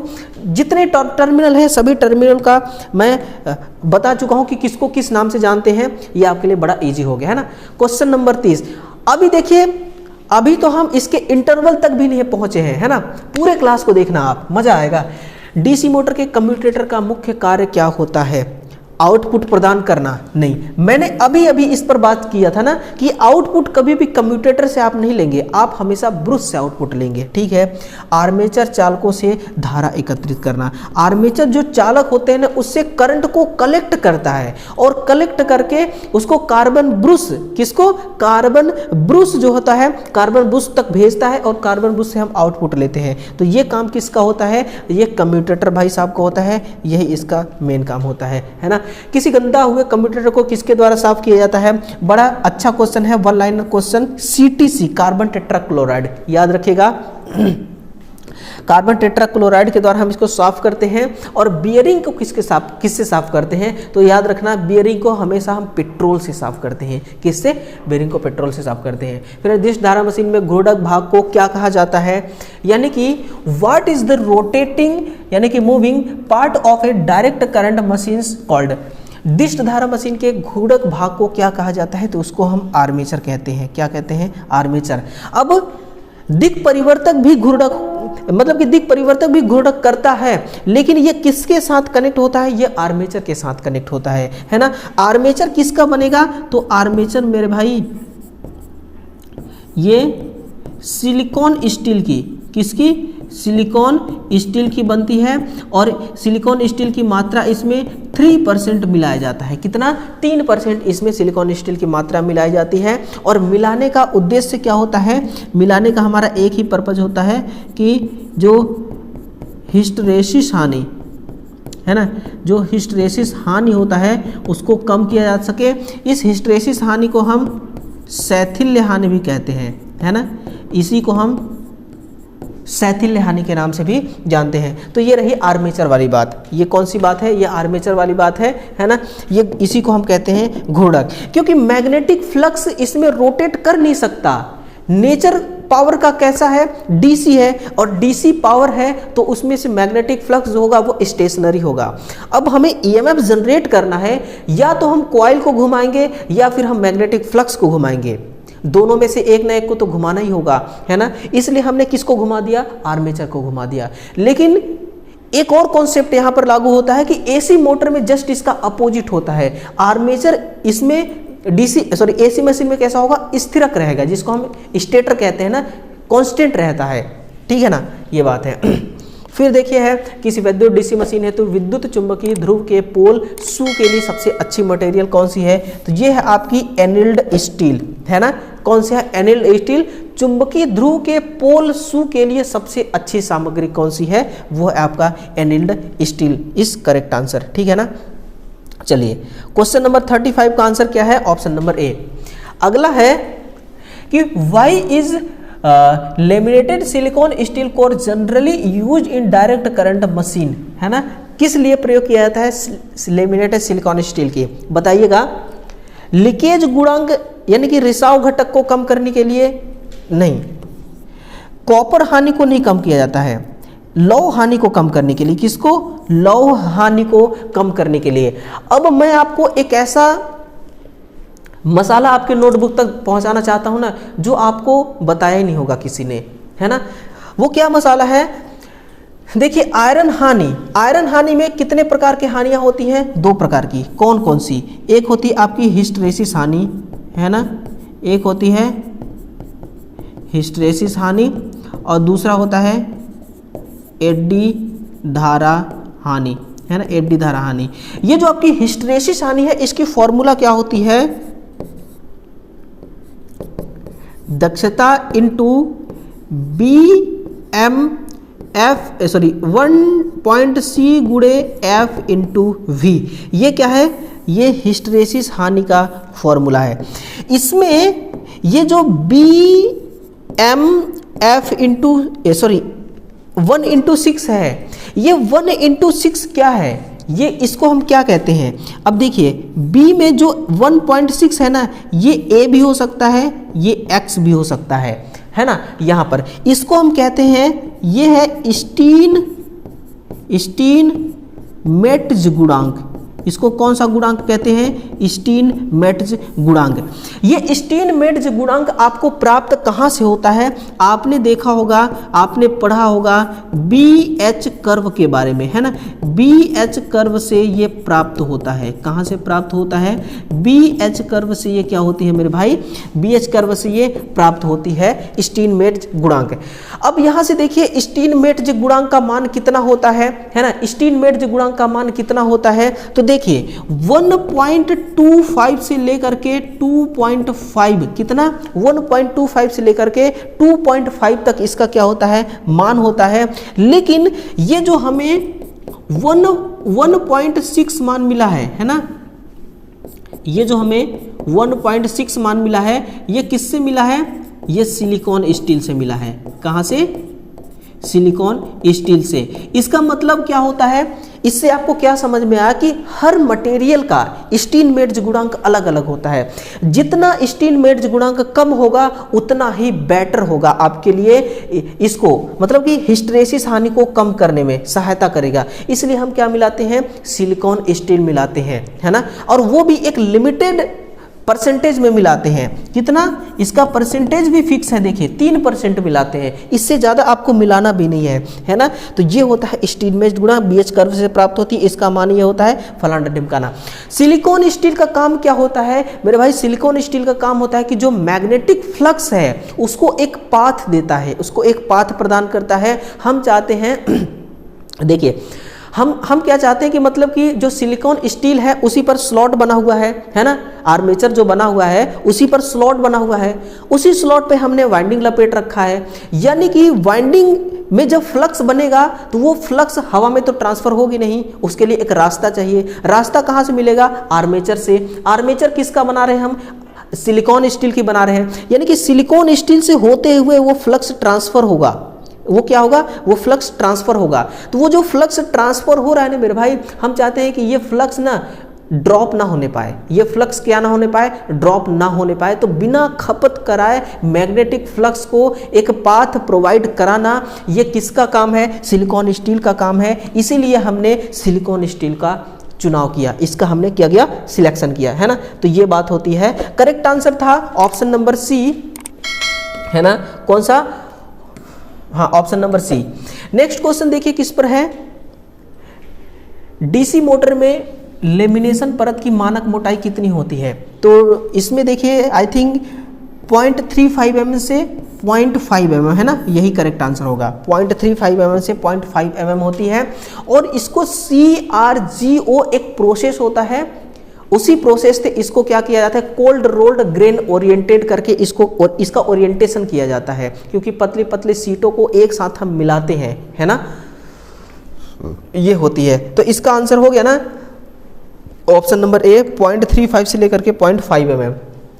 देखिए आगे बढ़ते हैं। What is the main objective, है ना। What is the main objective of making the core of a machine thin? किसी मशीन के क्रोड को पटलित निर्माण करने का मुख्य उद्देश्य क्या है ना। अगला क्वेश्चन उसी पर है कि हमने तो ये भी देख लिया कि सिलिकॉन स्टील हम मिलाते हैं, फिर उसको हमने क्या किया कि पतले पतले रूप में मतलब कि बांट दिया, है ना। इसका साइज भी देख लिया कितना है। अब इसका काम क्या है? हम क्यों पटलित करते हैं? फौकॉल्टो हानि को कम करने के लिए या पिछड़न लॉस? पिछड़न लॉस का मतलब यहाँ किससे है? पिछड़न लॉस का मतलब है हिस्टेरेसिस से। किससे है? हिस्टेरेसिस से है पिछड़न का मतलब। तो फौकॉल्टो लॉस, देखिए पटलित क्रोड का निर्माण करने के लिए हम क्या करते हैं? फौकॉल्टो लॉस को कम करने के लिए। फौकॉल्टो लॉस का मतलब क्या है? इसका मतलब क्या है? तो इसका मतलब है एडी करंट, यानी कि भंवर धारा हानि, है ना। इसका मतलब क्या है? भंवर धारा हानि। देखिए वही मतलब कि कहने का मेरा क्या उद्देश्य है कि जो आपका आयरन लॉस है ना, जो आपका आयरन हानि है, आयरन हानि में दो प्रकार की हानि आती है। एक तो आपकी आती है हिस्टेरेसिस और दूसरी आती है भंवर धारा हानि, है ना। तो भंवर धारा हानि को कम करने के लिए हमने क्या कर दिया? निर्माण किसका किया? पटलित, है ना। पटलित क्रोड का हमने क्या कर दिया? निर्माण कर दिया। और हिस्टेरेसिस को कम करने के लिए हमने क्या मिला दिया? सिलिकॉन, हमने क्या कर दिया, सिलिकॉन। तो फाइनली आयरन लॉस जो है ना वो कम हो गया। इसीलिए हम कहते हैं आयरन लॉस के बराबर अगर हम कॉपर लॉस कर देते हैं, है ना, आयरन लॉस के बराबर अगर कॉपर लॉस कर देते हैं तो ये हमारी मोटर क्या है, ये आउटपुट में अधिकतम दक्षता प्रदान करेगी। कैसा दक्षता प्रदान करेगी, अधिकतम दक्षता प्रदान करेगी। ये पूरी रामायण आपके सामने है ना। अगर देखा जाए मेरे भाई, तो मैं आपको न केवल एमसीक्यू सॉल्व करा रहा हूं बल्कि थ्योरी पढ़ा रहा हूं आपको, है ना। फॉर्मेट किसका है, फॉर्मेट क्वेश्चनों का है, लेकिन मैं पढ़ा क्या रहा हूं, थ्योरी आपको पढ़ा रहा हूं, है ना। देखिए अगर ऑफलाइन क्लास अगर आपको लेना होगा तो बिल्कुल कांटेक्ट कीजिएगा हमारे साथ, है ना।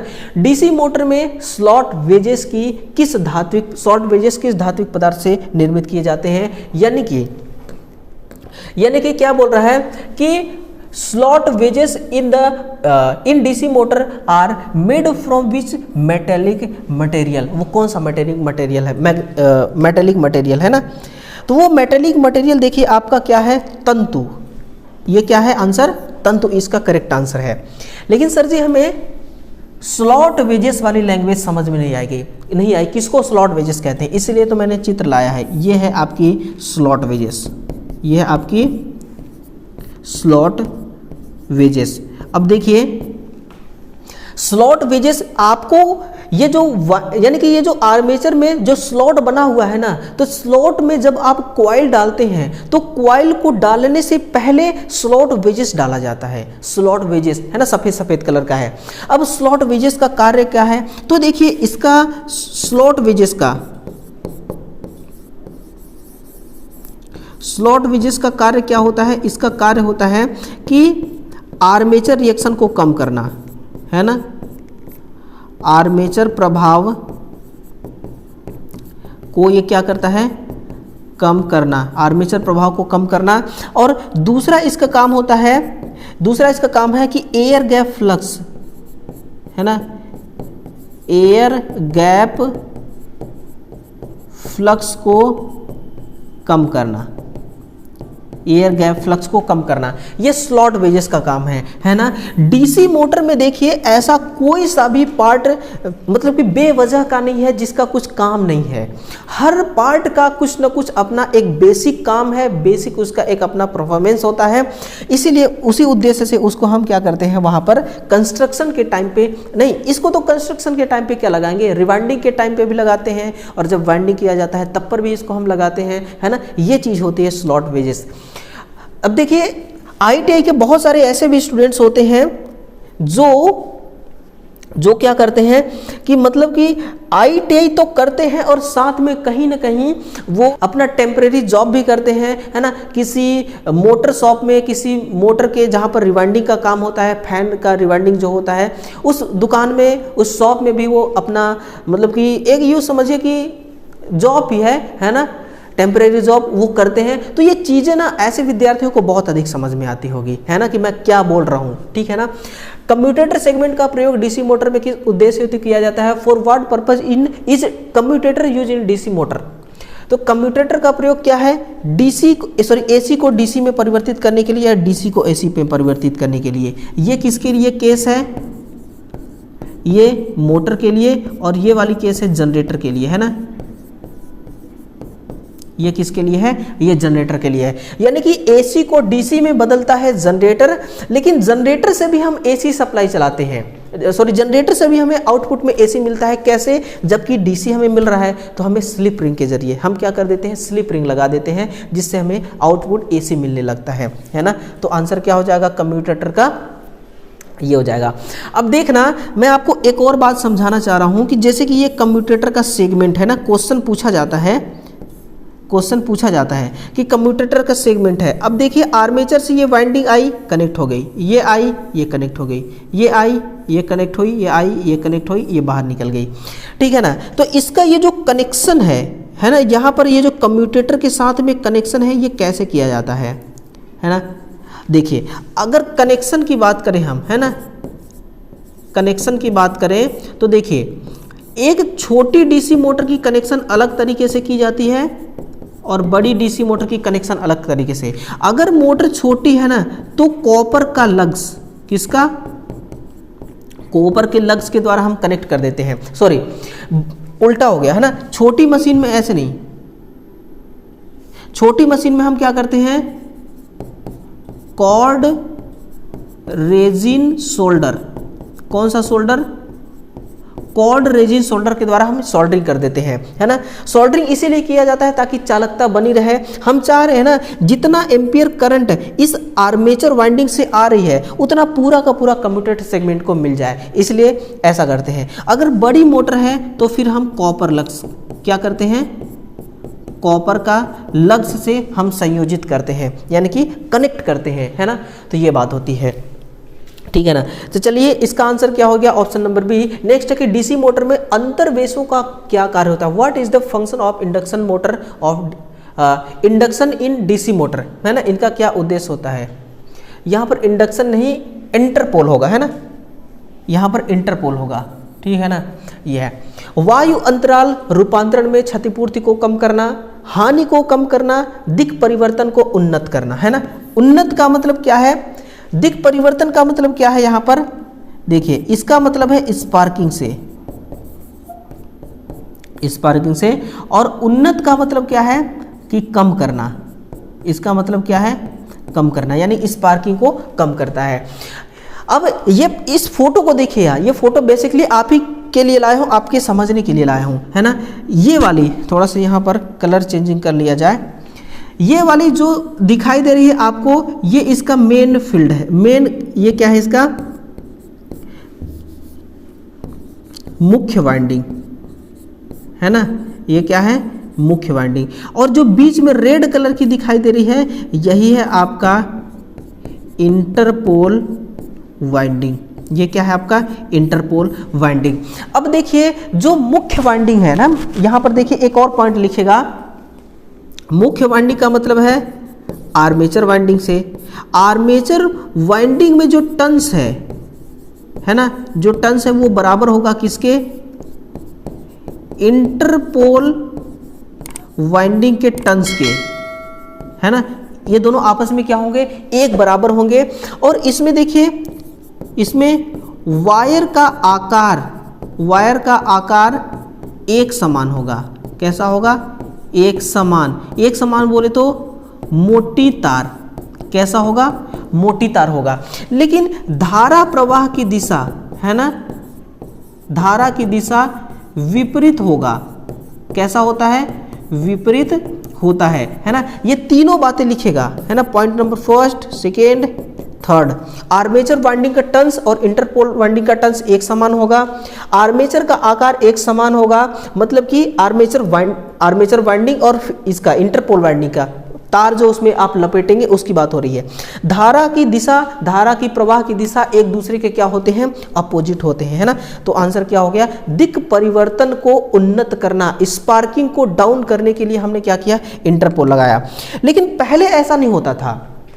फिर पहले क्या होता था, पहले हम आर्मेचर रिएक्शन को कम करने के लिए ना कार्बन के ब्रुश लगाते थे, जिस कार्बन ब्रुश में रेजिस्टेंस का मान अधिक होता था, है ना, तो उसी को हम लगा देते थे और स्पार्किंग को कम करते रहे। लेकिन एक नई टेक्नोलॉजी आई है, ये कैसा टेक्नोलॉजी है, इंटरपोल के द्वारा स्पार्किंग को कम करना एक न्यू टेक्नोलॉजी है ना। ये देखिए, हाँ ये क्वेश्चन आपके सामने आ गया, इसी क्वेश्चन का मुझे इंतजार था। क्वेश्चन क्या बोल रहा है, how is commutation defined in direct current, दिष्ट धारा में संचार को किस प्रकार परिभाषित किया जाता है। आर्मेचर के अग्र छोर पर दो पोल द्वारा विस्तृत स्लॉटों की संख्या, गलत। मुख्य क्षेत्र अभिवाह पर आर्मेचर अभिवाह का प्रभाव, गलत। चुंबकीय क्षेत्र के उत्पादन के लिए फील्ड वाइंडिंग को विद्युत की आपूर्ति देना, गलत, ये भी गलत। यानी कि आंसर ऑप्शन नंबर डी, इनमें से कोई नहीं होगा। फिर होगा क्या, क्या बोल रहा है, संचार कम्युनिकेशन, इसका मतलब कम्यूटेशन से है, स्पार्किंग से है। इसका मतलब क्या है, कम्युनिकेशन का मतलब मैं यहां पर लिख देता हूं, पीडीएफ आपको मिल जाएगा अच्छे से, स्पार्किंग, इसका अर्थ किससे है, स्पार्किंग से है। अब देखना डीसी मोटर का गेम देखना, डीसी मोटर के बारे में पूरा आप निचोड़ सुन रहे हैं ना, निचोड़ लिख रहे हैं ना, तो डीसी मोटर का हर एक चीज समझिए, है ना। आपको पता चल जाएगा कि डीसी मोटर जो है ना ये है क्या चीज, किस चिड़िया का नाम है डीसी मोटर। एक एक चीजों के बारे में समझा रहा हूं दोस्तों, है ना, ध्यान से सुनते रहना, आप बस नॉलेज लेते रहना। देखिए डीसी मोटर के अंदर आप चले जाइए, आप अपना पूरा ध्यान लगा दीजिए डीसी मोटर के बॉडी के अंदर, है ना। देखिए कम्यूटेटर, ये वाला भाग क्या है, ये क्या है, कम्यूटेटर, है ना, ये क्या है कम्यूटेटर, और ये वाली भाग क्या है, ब्रूस, है ना, ये क्या है ब्रूस, और ये क्या है आर्मेचर वाइंडिंग, ये क्या है आर्मेचर की वाइंडिंग है ना, आर्मेचर की वाइंडिंग। देखिए जब आपकी डीसी मोटर का आर्मेचर घूमता है तो जो पहली टाइम यानी कि फर्स्ट टाइम जो ब्रूस है वो आर्मेचर के नहीं, जो कम्यूटेटर सेगमेंट है इसके केवल एक ही सेगमेंट के कांटेक्ट में आता है। कब? जब प्रारंभ में आपका कम्यूटेटर घूमता है ना, तो ब्रश एक ही कम्यूटेटर सेगमेंट के कांटेक्ट में आता है, उस समय no doubt, no problem, no दिक्कत, कुछ नहीं होता। लेकिन कुछ सेकंड बाद, कुछ पल बाद आपका जो कम्यूटेटर है वो घूम रहा है, तो वो घूमते हुए आगे जाएगा ना, तो कुछ सेकंड बाद क्या होता है, जब आगे जाती है तो ये ब्रूस क्या होता है कि दो कम्यूटेटर सेगमेंट के बीच में आ जाती है। अभी आपने देख रखा है कि दो कम्यूटेटर सेगमेंट है, देखिए यहां से ये अलग है, इधर का अलग है, इधर का अलग है, दोनों के टच में है ये कार्बन ब्रूस। जैसे ही ये इस प्रकार की स्थिति में आती है, आर्मेचर वाइंडिंग क्या हो जाती है, शॉर्ट हो जाती है। क्यों? क्योंकि दोनों माइका, बीच में माइका भरा हुआ है, अब दोनों के कांटेक्ट में एक साथ आ गया तो ये आपस में शॉर्ट हो गए। आर्मेचर वाइंडिंग भी इसी से कनेक्ट है, तो आर्मेचर वाइंडिंग भी शॉर्ट होगी। अगर प्रारंभ में इसकी करंट फ्लो होने की डायरेक्शन इधर रही होगी, तो अब इसके फ्लो होने की डायरेक्शन किधर हो चुकी है, इधर हो चुकी है। कैसा? जस्ट इसका उल्टा हो जाता है। फिर क्या होता है, देखिए इस वाइंडिंग से देखिए जो करंट आ रही है, यानी कि यहां से जो करंट चल रही है, इसमें भी देखिए करंट चल रही है ना। तो ये जो कम्यूटेटर का मतलब कि ये दूसरा सेगमेंट है, इधर का दूसरा सेगमेंट है। इस कम्यूटेटर सेगमेंट से जो करंट कलेक्ट हुआ है आर्मेचर वाइंडिंग से, वो करंट क्या करता है, डायरेक्ट यहां आने की कोशिश करता है। क्या करता है? वो डायरेक्ट यहीं से छलांग मार करके ब्रूस तक आने की कोशिश करता है और आउटपुट में जाने की कोशिश करता है ना। तो यहीं से क्या पैदा होती है, स्पार्किंग। यहीं से क्या होती है पैदा, स्पार्किंग। स्पार्किंग कब नहीं होगा? जिस कम्यूटेटर सेगमेंट के टच में है ब्रश, है ना, यहां का करंट जो इस ब्रूस में आएगा तो बिना स्पार्किंग का आ जाएगा, लेकिन बगल वाला करंट जब यहां पर छलांग मार के आएगा तो वो एक स्पार्किंग कराता है। वही स्पार्किंग को कम करना होता है हमें, उसी स्पार्किंग को हमें क्या करना पड़ता है, कम करना पड़ता है। तो आंसर क्या होगा आपका? फिर आंसर आपका होगा कि ब्रूस जब दो कम्यूटेटर सेगमेंट के बीच में आता है तो आर्मेचर वाइंडिंग शॉर्ट सर्किट हो जाती है। उस दरमियान जो स्पार्किंग उत्पन्न होती है उसी को हम क्या कहते हैं, कम्यूटेशन। ठीक है ना, उसी को हम क्या कहते हैं, कम्यूटेशन। आगे बढ़िए।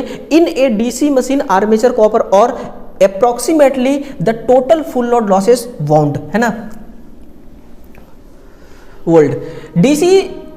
किसी डीसी मशीन में आर्मेचर कॉपर हानि कुल संपूर्ण हानियों के लगभग कितना होता है? तो ये देखिए ये 30 से 40% होता है ना। Option number A is correct answer, यानी कि टोटल जितना हानि होता है। इसलिए डीसी मशीन की दक्षता बहुत कम होती है, 50% होती है ना, कम से कम 50% होती है। तो 50% क्यों होती है? क्योंकि इसमें लॉसेस बहुत ज़्यादा है ना, मेंटेनेंस का खर्चा बहुत ज़्यादा है इसमें। देखिए आप किसी इंडस्ट्रीज में जाएंगे तो डीसी मशीन भी आपको उतना ही देखने को मिलेगा जितना आपको इंडक्शन मशीन देखने को मिलेगा। तो डीसी मशीन में मेंटेनेंस बहुत ज़्यादा होता है ना, ये बात है।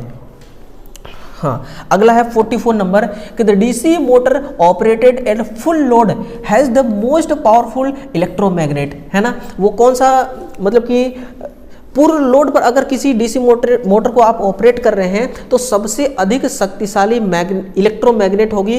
कहाँ पर सबसे अधिक शक्तिशाली इलेक्ट्रोमैग्नेट यानी पावरफुल इलेक्ट्रोमैग्नेट कहाँ से जनरेट होती है? तो वो फील्ड कॉइल से होती है। और इसी फील्ड कॉइल से देखिए क्या होता है,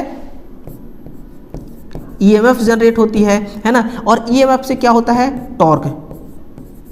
ईएमएफ से क्या उत्पन्न होती है, टॉर्क उत्पन्न होती है ना। तो field coil is correct answer, ठीक है ना। ये इसका क्या हो गया, सही आंसर है। फिर देखिए कि generally what is the minimum recommended depth of the knob is solid ground of a machine of 10 kilowatt capacity. 10 kilowatt का एक कोई मशीन है, उसको आपको क्या करना है, फाउंडेशन लगाना है जमीन पर, है ना। फाउंडेशन आपको मैं याद दिला दूं, फाउंडेशन का मतलब कि जैसे जो चक्की होती है ना, जहां पर गेहूं का आटा पिसाते हैं, तो वो फाउंडेशन किया हुआ होता है। तो 10 किलोवाट क्षमता का कैपेसिटी का कोई डीसी मशीन है, तो जमीन में नॉब की कम से कम गहराई कितनी होनी चाहिए, क्योंकि अगर फुल लोड उस पर पड़ेगा तो वाइब्रेशन ज़्यादा होगा, वो उखड़ ना आए बाहर। इसीलिए गहराई यानी कि डेप्थ कितना होना चाहिए, तो वो एक स्टैंडर्ड डाटा है, नोट कर लीजिएगा, 15 से 20 सेंटीमीटर, है ना।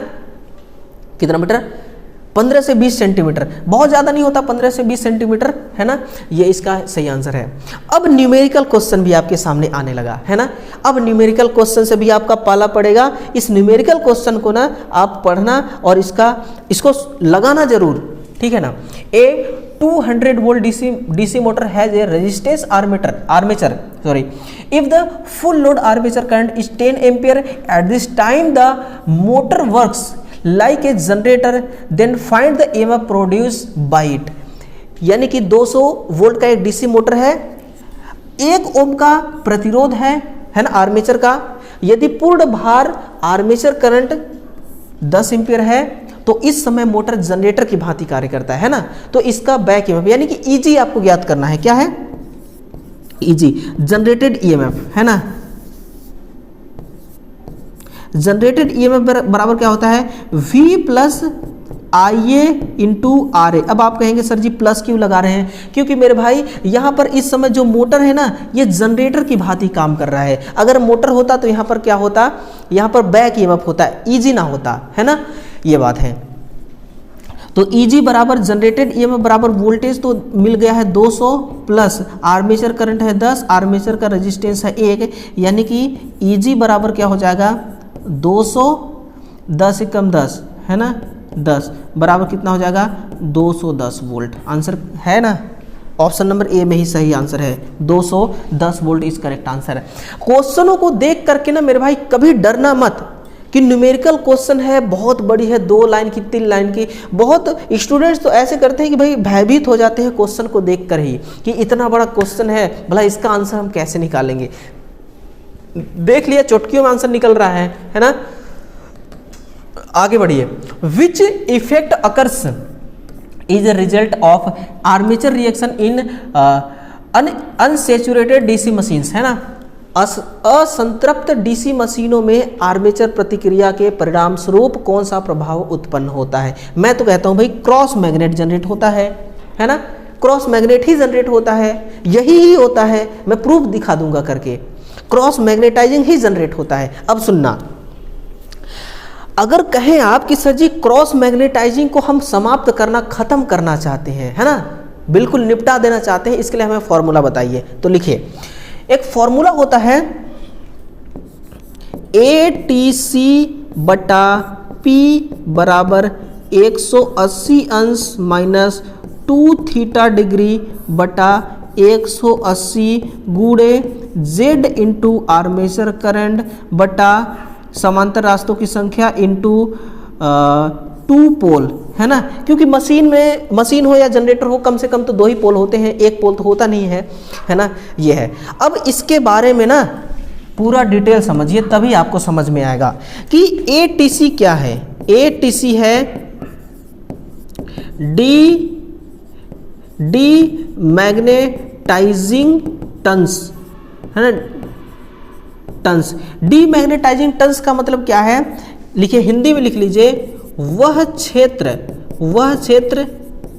जहां पर फील्ड फ्लक्स का कोई प्रभाव नहीं पड़ता, है ना, कोई प्रभाव नहीं होता है ना, कोई प्रभाव नहीं होता है। क्योंकि आर्मेचर रिएक्शन के बारे में बात हो रही है। आर्मेचर रिएक्शन क्या कहता है कि जो फील्ड का फ्लक्स है वो आर्मेचर के फ्लक्स को नुकसान पहुंचाता है। आर्मेचर का फ्लक्स कहां पर मौजूद होगा? आर्मेचर के वाइंडिंग में मौजूद होगा। इसका मतलब कि जो फील्ड का फ्लक्स है वो आर्मेचर वाइंडिंग के संपूर्ण भाग पर नहीं वो जाता है, और जिस भाग पर नहीं जाता है उसी को हम ATC कहते हैं, डीमैग्नेटाइजिंग टर्न्स, है ना। अब P क्या है? पोल है। 180 अंश क्या है? 180 अंश है कि इस स्थिति में, है ना, इस स्थिति में आर्मेचर रिएक्शन नहीं होता है ना, आर्मेचर रिएक्शन नहीं होता है। फिर कब होता है भैया? तब होता है, देखिए ये है आर्मेचर, है ना, ये क्या है? इसका पोल है। थोड़ा सा हिंट समझिएगा, यहाँ पर है N पोल, यहाँ पर है S पोल, है ना। यहाँ पर देखिए वाइंडिंग है, यहाँ पर इस प्रकार से वाइंडिंग लपेटी होगी, ठीक है ना, देख लीजिएगा ये वाइंडिंग है। देखिए इसमें कैसे होती है आर्मेचर रिएक्शन? इस प्रकार से आर्मेचर रिएक्शन होती है ना, ऐसे आर्मेचर रिएक्शन होती है। ये जो फ्लक्स है ये कैसा तिरछा जा रहा है। अगर यही सीधा सीधा जाता तो फिर क्या होता? 180 अंश का अंश होता, 180 मतलब डिग्री का अंश होता, और इस समय ना जितने भी ये कॉइल्स हैं सब में एक बराबर मैग्नेटिक फ्लक्स मतलब डिस्ट्रीब्यूट होता, और बिंदास EMF जनरेट होता और बिंदास टॉर्क जनरेट होता। लेकिन ऐसा नहीं होता। अब देखिए यहाँ पर जो कॉइल है ना, इस कॉइल में देखिए फील्ड फ्लक्स का कोई प्रभाव नहीं आया, है ना, उसी को कहा जाता है डीमैग्नेटाइजिंग टर्न्स, ठीक है ना। तो यह है कि 180 डिग्री पर आर्मेचर रिएक्शन नहीं होता है, यह है 180 डिग्री। और Z क्या है? Z और आर्मेचर करंट ये क्या है? यह है आर्मेचर चालक तथा आर्मेचर करंट, आर्मेचर चालक और आर्मेचर करंट। फिर क्या बच गया? ए है समांतर रास्ते, ये क्या है? समांतर रास्ते, है ना। 2P क्या है? 2P है पोल।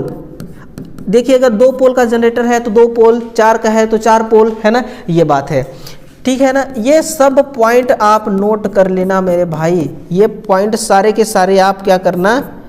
नोट कर लेना। ये कहीं आपको ढूंढने से नहीं मिलेगा, ये कहीं भी आपको ढूंढने से नहीं मिलेगा ना पैसा रुपया देने से मिलेगा, ठीक है ना। ये आपको मिलेगा तो सिर्फ दिल से दिल तक के इस क्लास में जुड़े रहने से मिलेगा, ठीक है ना। तो ये सारी चीज लिख लेना, और इसी से डीमैग्नेटाइजिंग क्या होता है? खत्म हो जाता है। एक पॉइंट और है, और वो पॉइंट क्या है कि 2θ डिग्री। 2θ डिग्री का मतलब क्या है? इसका मतलब है कि जैसे कि आपका ये है क्या? आर्मेचर, है ना, ये क्या है? आर्मेचर है। यहाँ पर देखिए, यहीं पर देखिए GNA भी है और यहीं पर MNA भी है। किस कंडीशन में? जब आर्मेचर रिएक्शन नहीं था, आर्मेचर रिएक्शन हो गया तो फिर पहले कितना डिग्री था? यहाँ पर देखिए, जैसे यहाँ लिख देता हूँ θ डिग्री, अब आर्मेचर रिएक्शन आ जाने पे 2θ डिग्री का एंगल यहाँ पर आ गया, यानी कि GNA अब यहाँ पर आ गई। GNA अब कहाँ पर आ गई? GNA अब यहाँ पर आ गई। तो पहले θ डिग्री का डिफरेंस था, अब कितने का डिफरेंस हो गया? अब 2θ डिग्री का डिफरेंस हो गया, है ना। तो 2θ यहाँ से आया। ये चीज़ें क्या है? ये चीज़ें इस फॉर्मूले से आप आर्मेचर रिएक्शन को ख़त्म कर सकते हैं, ठीक है ना, ये बात है, ठीक है। अब पूरे ईमानदारी से बताना कितने जन इस वीडियो को शेयर किए हैं, है ना, पूरी ईमानदारी से बताना। मैं चाहता हूं कि ये वीडियो देखिए, इस वीडियो को ज़्यादा से ज़्यादा आप शेयर करें ताकि ये मैराथन क्लास हमारी पूरी तरह से सक्सेसफुल हो जाए। आप ही लोगों का कहना था सर मैराथन क्लास लाइए, सर मैराथन क्लास लाइए। आपकी आवाज़ हम सुने और इसको सुन करके भी अनसुना कर दें, ऐसा कभी हो नहीं सकता। हमने आपकी आवाज़ को सुना और मैं आज आपके सामने खड़ा हूँ। लेट ही सही, है ना, लेट ही सही, लेकिन मैं आपके सामने आ तो गया। और सिचुएशन मैंने आपको खुद बताया कि मैं किस कारण से नहीं आ रहा था, है ना, ये बात है। फिर देखिए क्या बोला रहा है कि what is the number of commutator segment for DC machines with 62 coil, 62 coil, है ना। तो इसमें 62 ही होगा, क्योंकि मैंने आपको बताया ना, जिसमें जितना कम्यूटेटर का सेगमेंट होगा, पार्ट होगा, उतना ही आर्मेचर कॉइल की संख्या होगी, तो एक समान ही होगी, है ना। फिर है which of the following losses come under mechanical loss in a DC machines, है ना। वायु घर्षण हानि होगा। कौन सा होगा? वायु घर्षण हानि, एयर फ्रिक्शन लॉस। और एयर फ्रिक्शन लॉस मेरे भाई संपूर्ण हानि का, किसका? संपूर्ण हानि, है ना। जो टोटल हानि होता है उस टोटल हानि का 3 से 15% हानि एयर फ्रिक्शन हानि होता है। एयर फ्रिक्शन हानि कितना होता है? टोटल हानि का 3 से 15% है ना, कितना? 15% होती है। नेक्स्ट है, which of the following test are possible DC machines at full load. किसी डीसी मशीन में पूर्ण भार के समय इनमें से कौन सा परीक्षण संभव है? तो वो देखिए संपन्नर भी संभव है और हॉपकिंसन भी संभव है ना। ए और बी दोनों आंसर होगा, क्योंकि स्विनबर्न तो नो लोड पर किया जाता है ना। स्विनबर्न किस पर किया जाता है? नो लोड पर किया जाता है। तो इसका आंसर क्या हो गया? Option number C is correct answer. Okay, चलिए